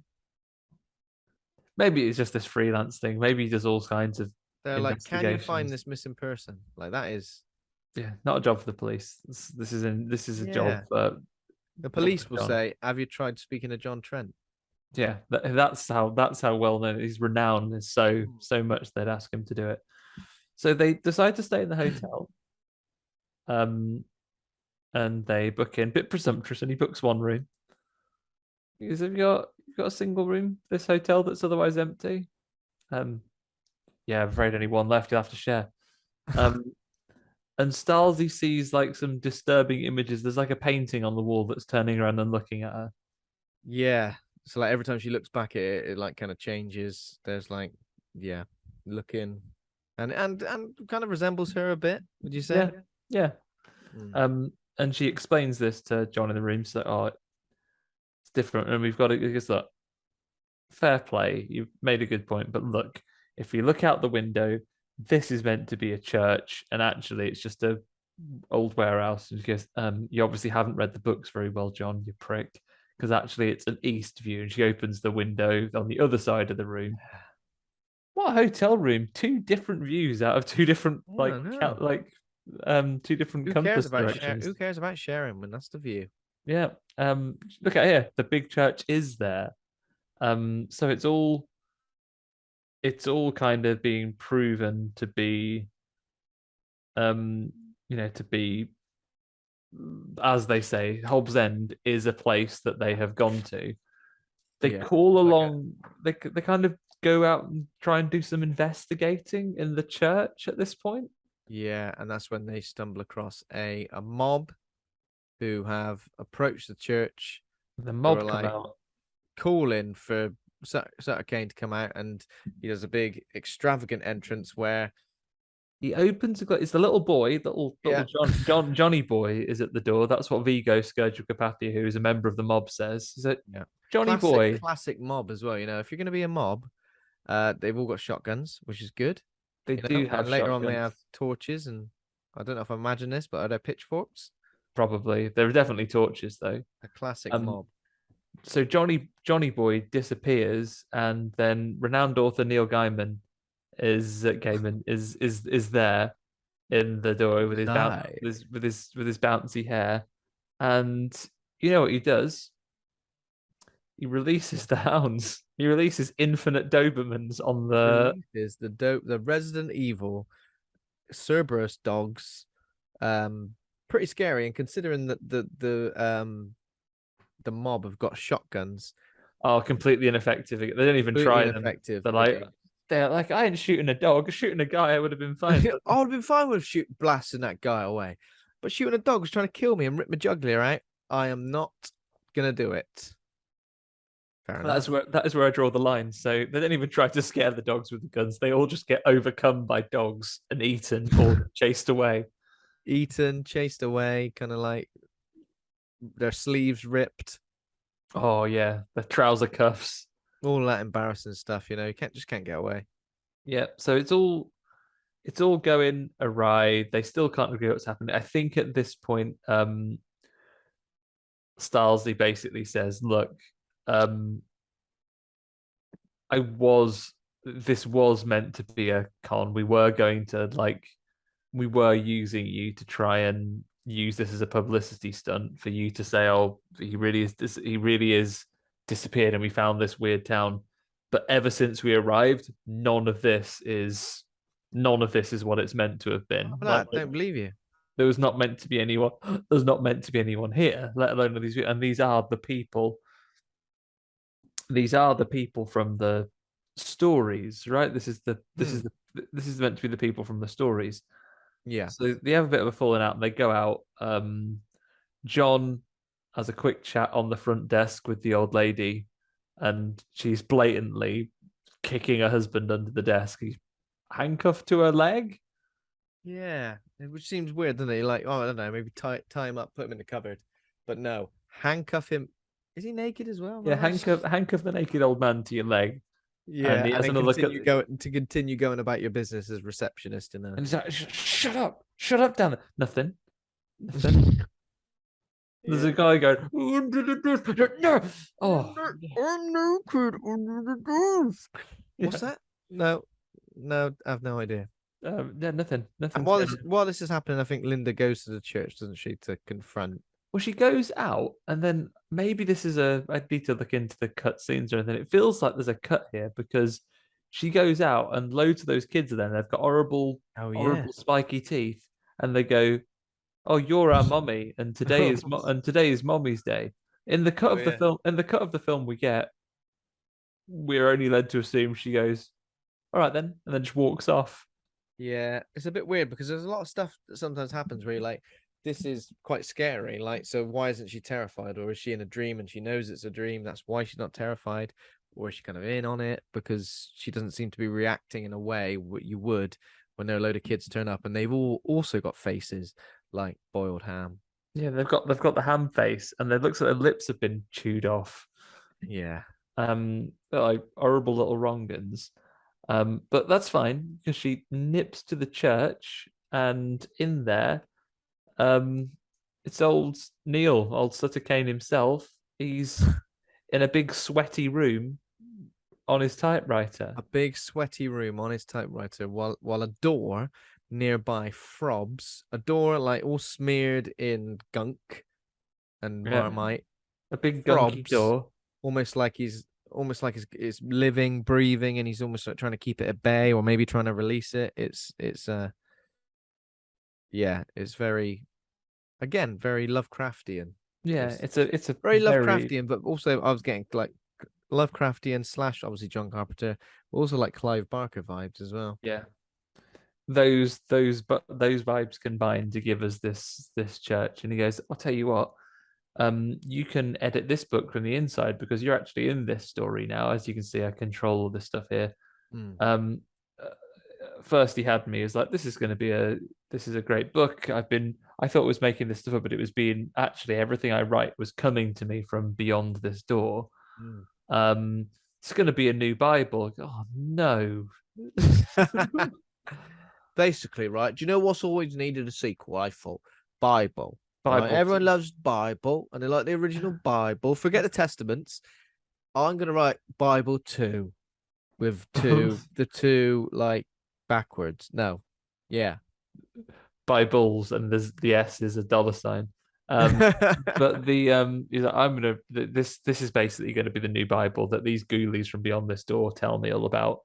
So I'm gonna do this. And goes, tell you what, do you want a quick read of it? And she only has to have a glance of it, and she Johnny Fives it. She like it all goes into her mind. Yeah. And And immediately insane. we see this a couple of times, and we see like several little flicks forward to like things that will be in the film in a few minutes. She Yeah. sees a couple of images that come along, and you're right, it's made her go absolutely bonkers. She's got bleedy eyes. Meanwhile, John has been and had a chat with Vigo at the bar and said, "You are an actor, are you?" And he goes, "No, I'm not.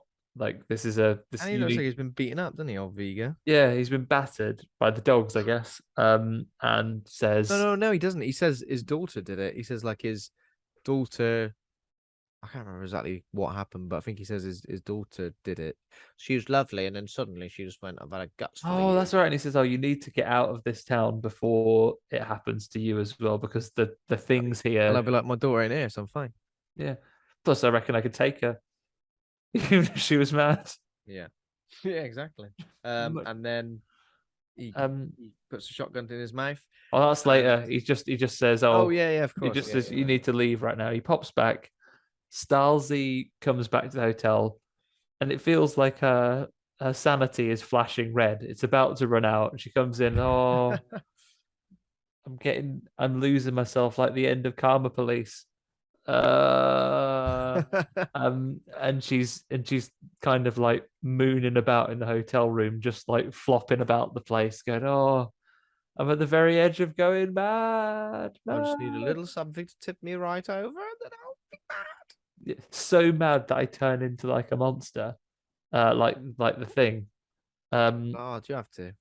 and he's like, "Oh well, I tell you what, I'll right, we're leaving right now. I'm going to leave." So John goes downstairs to see, and the reception lady she's the thing now.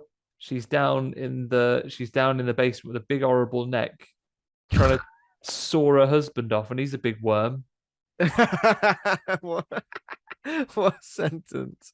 She's down in her basement. She's got a horrible neck. Husband's a worm, and then loads of tentacles come out of her.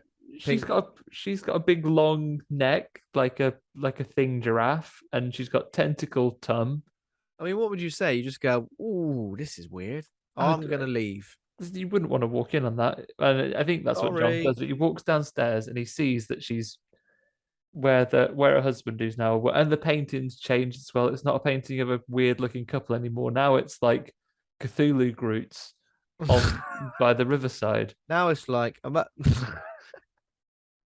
it's like a load of horrible old wobbly spineless monsters smushed and blobbed and just lying there at the riverside, can't go anywhere, can't do anything. Yeah. They're just blobbling about, and then yeah. Meanwhile, that's maybe representative of what the husband is like. We don't really see him. We just see he looks like old chewed gum, Yeah. attached to her leg by, I think she's chopping him. He goes back upstairs, sees the tentacles again, like a very The Thing effect, like the dog when it first opens up and is the Yeah. thing, Oh like yeah, there's loads of thrashing those sort tentacles of around. yeah, there's loads of those like how do you describe them? Like thin, licoricey testicles, tentacles that kind of make a noise like this.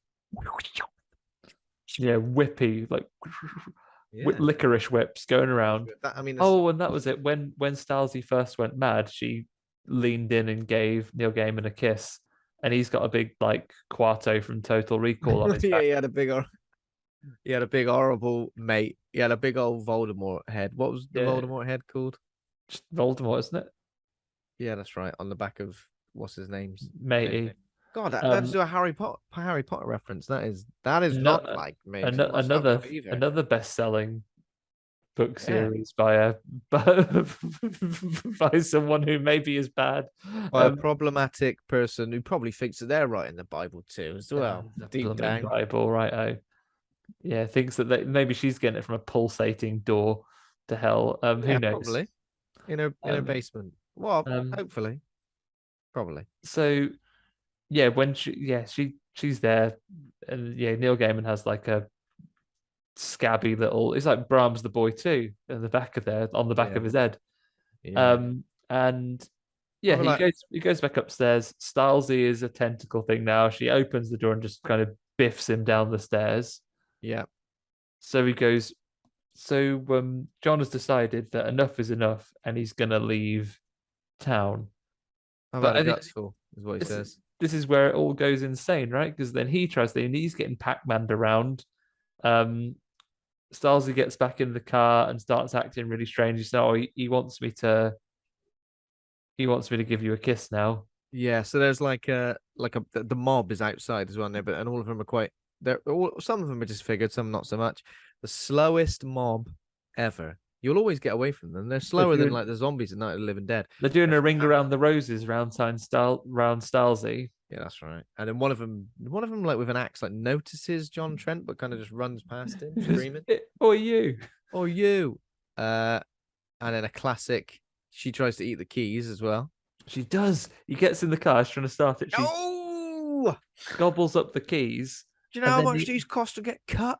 oh, it's one with a dinger on for the car, so you have to get that recoded. Gutted. Um, so because she's eaten the keys, he opens the glove box. And I thought to myself when he first Crisps. went for it, is I thought the squonky horn. What's that going to do in this situation? Maybe Salt he'll and do vinegar it. discos. Maybe he'll squeak it next to her to scare her and spit out the keys. But he doesn't. He just uses a Just knife. remember that he punches her more than once Well, in the face. they have a punch on. They When have they a first punch. get there, she thumps him and he thumps her right back. It's a really weird exchange. You at me. I mean, I know. Look, gender roles. Have one. Knuckle shuffle. And I'm pretty sure you're a tentacle monster now. So Yeah, it's fair enough, though, isn't it? the, Tentacle monsters. the three genders, men, women, and tentacle monsters. Yeah. It is a spectrum after all. Everyone has a certain degree of tentacle monster that they are Oh or aren't. yeah. Some more than others. Um, yeah, so they're there. They try to leave. He uses the universal tool for being able to be able to pick a lock, a knife. He just jams it in the ignition. Classic. In the 80s, 90s, why anybody bothered making car keys is beyond me. Yeah.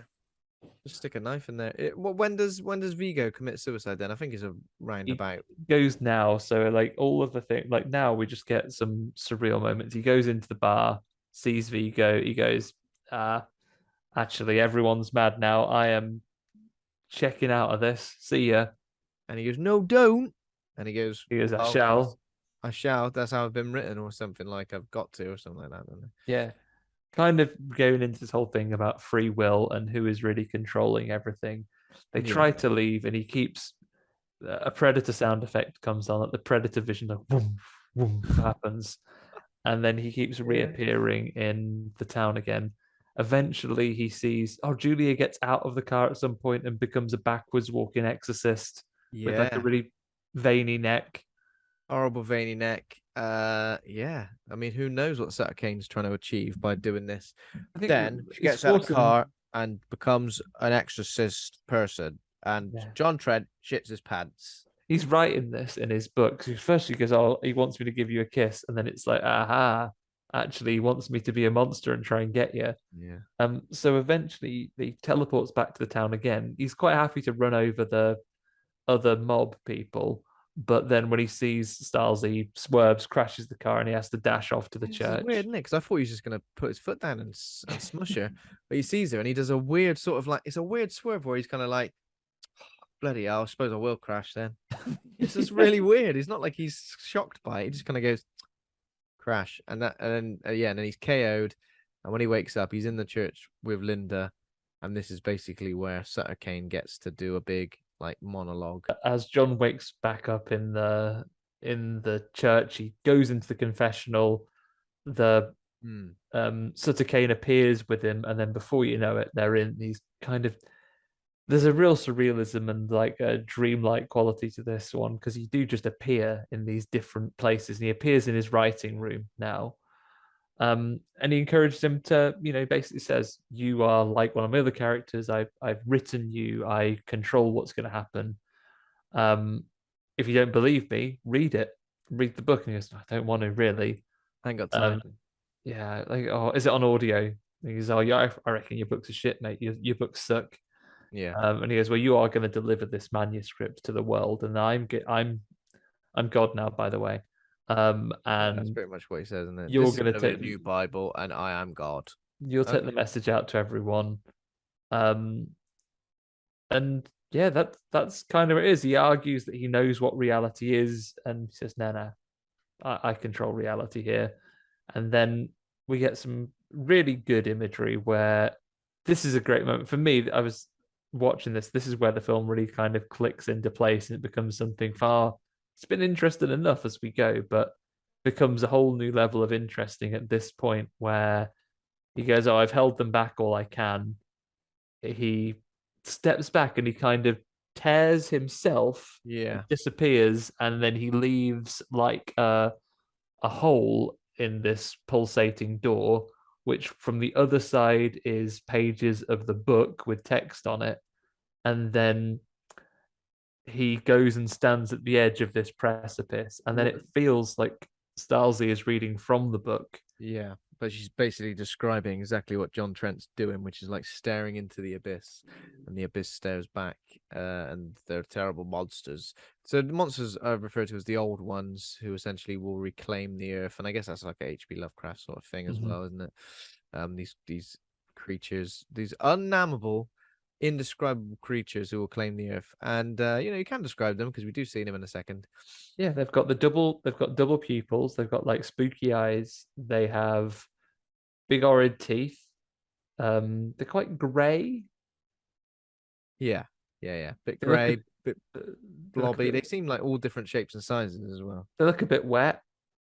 Yeah, they look a bit labyrinth, Jim Henson puppet like as well, like in Yeah, some clips. to be fair, we've made more of an effort to That's describe them than H.P. Lovecraft ever did.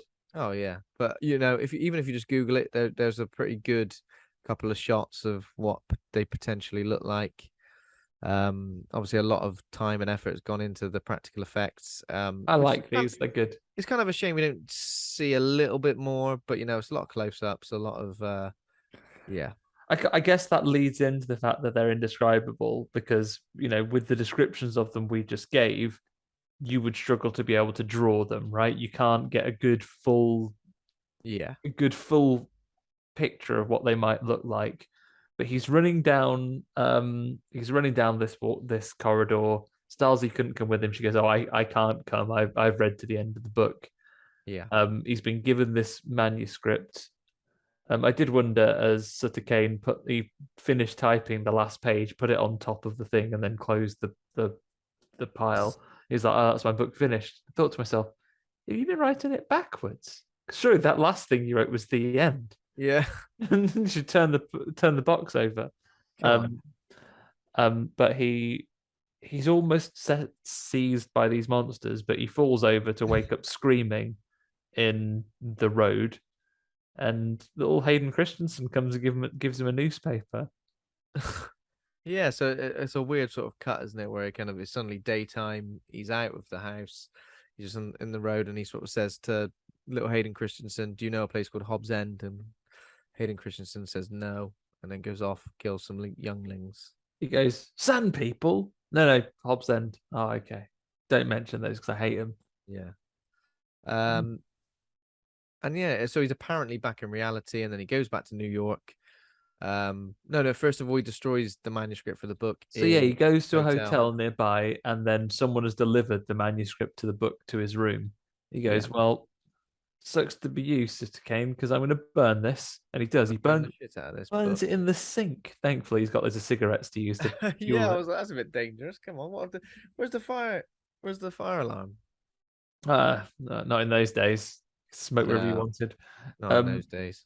so he burns it all up, and then he goes for a meeting with the publisher, saying, "Oh yeah, so Stalsey went missing," and he's like, "No, like you definitely went looking for Sutter Kane on your own." He says, "Well, Yeah.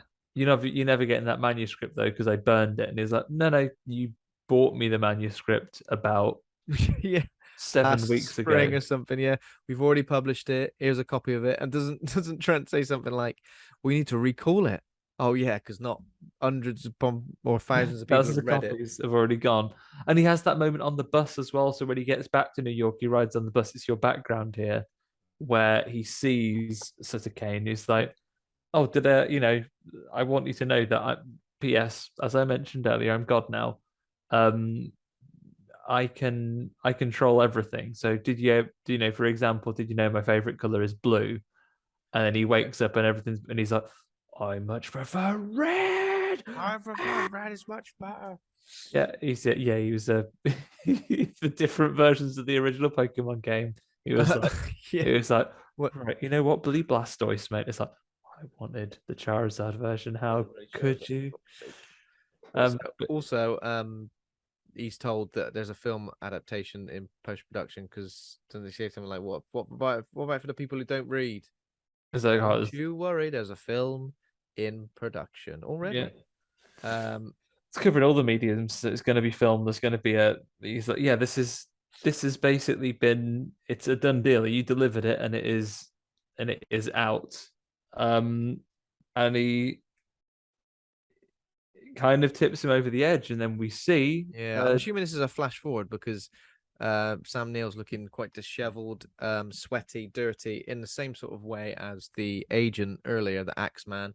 And now John Trent has taken on the role of Axeman. And when somebody comes out after reading the book, or while reading the book, it seems Oh, to and, be and he's coming out while reading it. He's immediately got bleedy eyes halfway from doing through. that.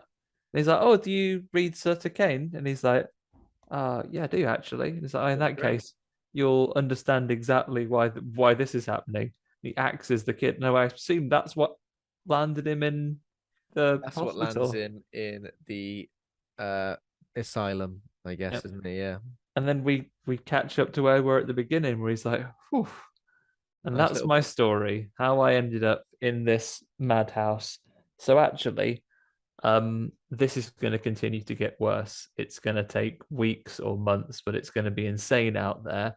And in 10 years, maybe less, all that there will be of people is a bedtime story that I assume monsters tell to monster children. Yeah, it's a weird sort of it's another weird sort of again, this is Stephen King. It reminds me of Cell a little bit, where like madness is a somehow like an epidemic, like a disease that's kind of like passed on. And obviously this Yeah. is passed on through text. What's that Pontypool? The weird kind of zombie film where somehow like sound carries the virus, I think. Oh, I don't think I've seen Pontypool, but it does sound familiar with Yeah, that one, and something it's like that. in I think DC used a similar thing in the recent couple of series called Deceased. It's like I guess it's kind of like DC's more contained version of a Marvel zombie story, but it's where the anti-life equation is basically used and it makes everyone go insane that hears it, and they Yeah, start yeah, killing yeah. people and they can infect each other, but it is initially transmitted by knowledge or a signal. And that's what's basically happening now. People are mutating and turning Yeah. into monsters and having incredibly violent outbursts because of it. We haven't seen this yet, but Sam Neill basically says, well, John says, I'm going to stay in prison because actually this is probably the nicest place. It's very lovely here. Yeah, he said this is much nicer. And then the doctor finishes the story, goes to leave. The other professor, Daniel Clamp, comes to see him and says, "How's that then?" Because he's mad. He reckons Sutter Kane thinks he's God and is the cause of the world. The world is going to go insane because of him. Oh yeah. And he kind of says, do you read Sutter Kane at all?" And he's like, "Oh, please, not you as well, mate. Good night." Give it a bloody break. I'm Going on going. about it. I've heard him going on about it for the length of this movie. I'm going home.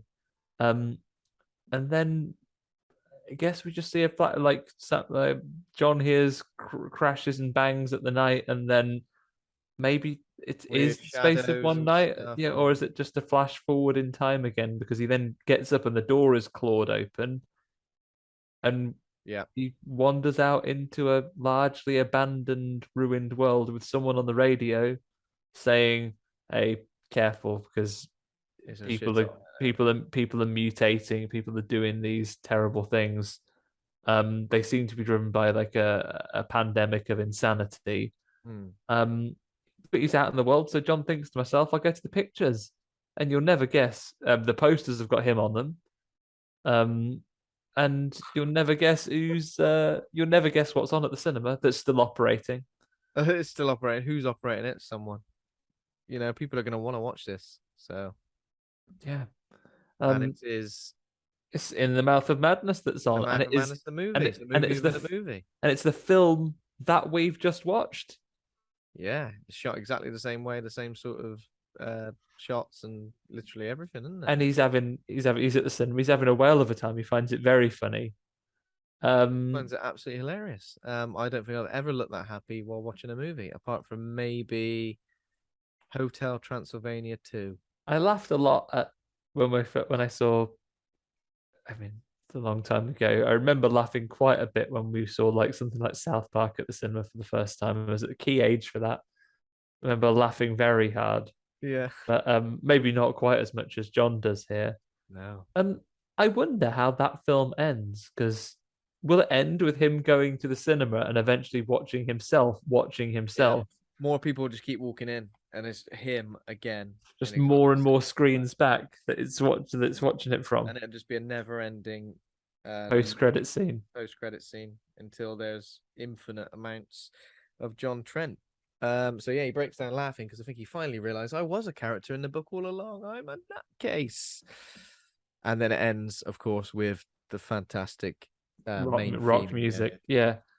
Um, again. what a what a wild time, what a Yeah, crazy one. it was a good one. I enjoyed it. I think it's definitely got a bit of a sag, possibly in the middle. I'm not rating it, don't worry.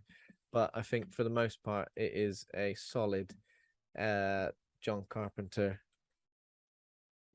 movie. And I think I probably prefer it to Prince of Darkness, to be fair, out of all the other Yeah, Apocalypse it's trilogies. oh, I don't know. It's because there was some really wild stuff in that towards the end as well. I don't think it has the well. I'll tell you what, we'll review it in a minute. For the minute, should we keep things on track and close out with a little bit of the name game? Yep. Keep it alive in Luke's absence. Yeah. Have you got any ting? I got a couple for you. So one of them, um, a guy who lives in the northern hemisphere of the world thinks to himself, "Oh, I'm feeling really glum. To cheer myself up, I need to go geographically downwards towards the equator until I am below latitudinally the town that is known for being the capital of just happy times." This is kind of crazy. If I'm kind of sure we might have the same one or very similar. Is the capital Happy Times in England? I mean, I've made it up. It's not a real place, but this The is what you might South call it. of Yeah, Happiness. I've gone the south of gladness. Is South his of Gladness is pretty good. I'll do mine now because it's very similar. Uh, a man who's pretty glum. Yeah. There's no actually. Why am I saying glum? It's nothing to do with him being glum. A man who lives in the northern UK Mhm. decides to come down the country a little bit until he gets below a seaside town on the east coast to see if that cheers him up. He's not even glum. What you made me think he's glum? He's not glum. Um, so south of now, what is an eastern seaside town? The south of an eastern seaside town. The It's the location of a famous literary event that may be attended by authors of horror. Oh, Isn't it? Now I've said it out loud, I'm thinking, is it there? I don't know if it is there actually. It's not there. South of I think I, it's not there now. oh, I've got a real situation in my head where an answer I know isn't correct is just going Forget round that. in my head Forget over that. and I don't think it's it like is there. south of Skegness. It's not Skegness. It is Stop. Skegness. What is it? South of That's the answer, Skegness. but I think I've confused you by forgetting where the actual place is with a Oh, terrible clue. But yeah, my answer is in the south of the Skegness. south of Skegness. Yeah. That's how you say it if you had a certain Scarborough is accent. where it actually is, isn't it? Yeah, I think so. No, I feel like I'm in the mouth Yeah, of madness Scarborough now. is where something is. I can't remember what it's Yeah. called. Okay, so my next one for you is fed up with not being able to get the music he likes anymore. Um, an actor known for once portraying Superman reforms perhaps Britain's most popular ska band. In the Ralph, random Ralph roof of Madness. What's going on? That's I it. don't know. She's going off. I Did won't say her Alexa just name. say Gene Hackman? Yeah, what about Gene Hackman? Yeah, Trying to give Brandon. me a clue. So give that one more time with Alexa not chittering on. In the Ralph of Madness. I've gone for Brandon Routh of Madness. Yeah, Brandon Ralph of the Madness. Routh of Madness, very good. That's good. And the last one I have is a small rodent becomes a talisman for depression. In the Mouse of Sadness. That's right, the Mouse of Sadness. Oh, little Mouse of Sadness. Bless him. That's Talisman for depression. yeah, that's There we it for go. me. Is that it? Okay, that was good. How exciting. I guess we got to rate the movie. Um, Based on previous ratings where I think I've stuck around B minus a lot, I probably would go for a straight B for this because it's not my favorite Carpenter movie by any stretch. I think there are plenty out there which beats it. But that theme, that opening theme, the Sam Neill performance, the monsters, the sort of it, as I said, it feels very familiar. It reminds me of a lot of stuff, sort of like these mid-90s movies, TV shows, and obviously this sort of horror writer uh narrative as well. And the penny crayon narrative of Yeah, the penny crown genre powers of slash writing whatever you want and it comes to reality is very interesting. As I said, it got a little bit of a sag in the middle, which I think stops it from being like a really elite John yeah, Carpenter movie. But apart from that, I think it's solid, it's spooky, and I like the meta stuff, and it's got a great ending and a great final shot. So a B, I true believe. story. I'm going to Okay, join you, I think, on a B, Ben. I think it was, yeah, I think this is one that's definitely worth another watch and dissecting a little bit. I am quite tempted. I didn't have time to go through it before we've recorded today, but I am kind of thinking a bit like our mate Matthew Hopkins last week. I think there's more in the surrounding things from this film that I'd like to learn about, some more of its influences, maybe pick up on some more detail with another watch. I really like the meta narrative elements of it. I really like the whole idea of the where fiction ends and the reality begins and the aspects of who is in control of the situation. I like mm. the the madness deployed by knowledge or a story as well. There's some really cool horror elements to it. Um, you're right. There are bits of the film that don't hold up so much or feel a bit like non sequiturs, maybe because of this kind of dreamlike state. But I Mm. think from a viewer's point of view, you could have made it a little bit tighter or feel a little bit more connected. Maybe by just taking out a couple of those ideas or have other things that do play out, like the thing with the kids that kind of confront Starsley, but then nothing happens Yeah. with that. So I think there's more that I would like to see of this one. Not a perfect example, or it's not risking taking the things position anytime soon, Mm. but there's still a lot to enjoy here and more I would like to unpack with more viewings. And certainly I think some visuals and some performances that will stay with me on this one. So yeah, A, B. Lovely. Yeah. About time we got around to this one. I think we've chalked off a fair few John Carpenter movies, I believe, on this podcast so far. The Yeah. Thing, The What we Fog, got left? Ghost of Halloween, Mars. obviously. Yeah, no Ghost of Mars. No, we've done They Live. We haven't done Christine.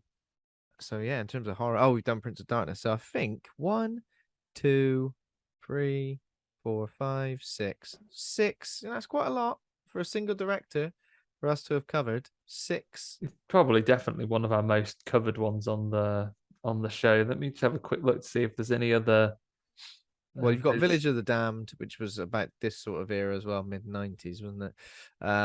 Vampires, Ghosts of Mars. I think I watched both of those fairly recently. Apart from that, in terms of horror, there's nothing else. It's kind of like the action stuff. Those are your major ones, aren't they? Christine. Yeah. Christine, exactly. That's one probably it is worth covering. Okay, there we go. That is that. Next week we're going to be talking about the Predator prequel, Prey, which we've already mentioned at the top of the show.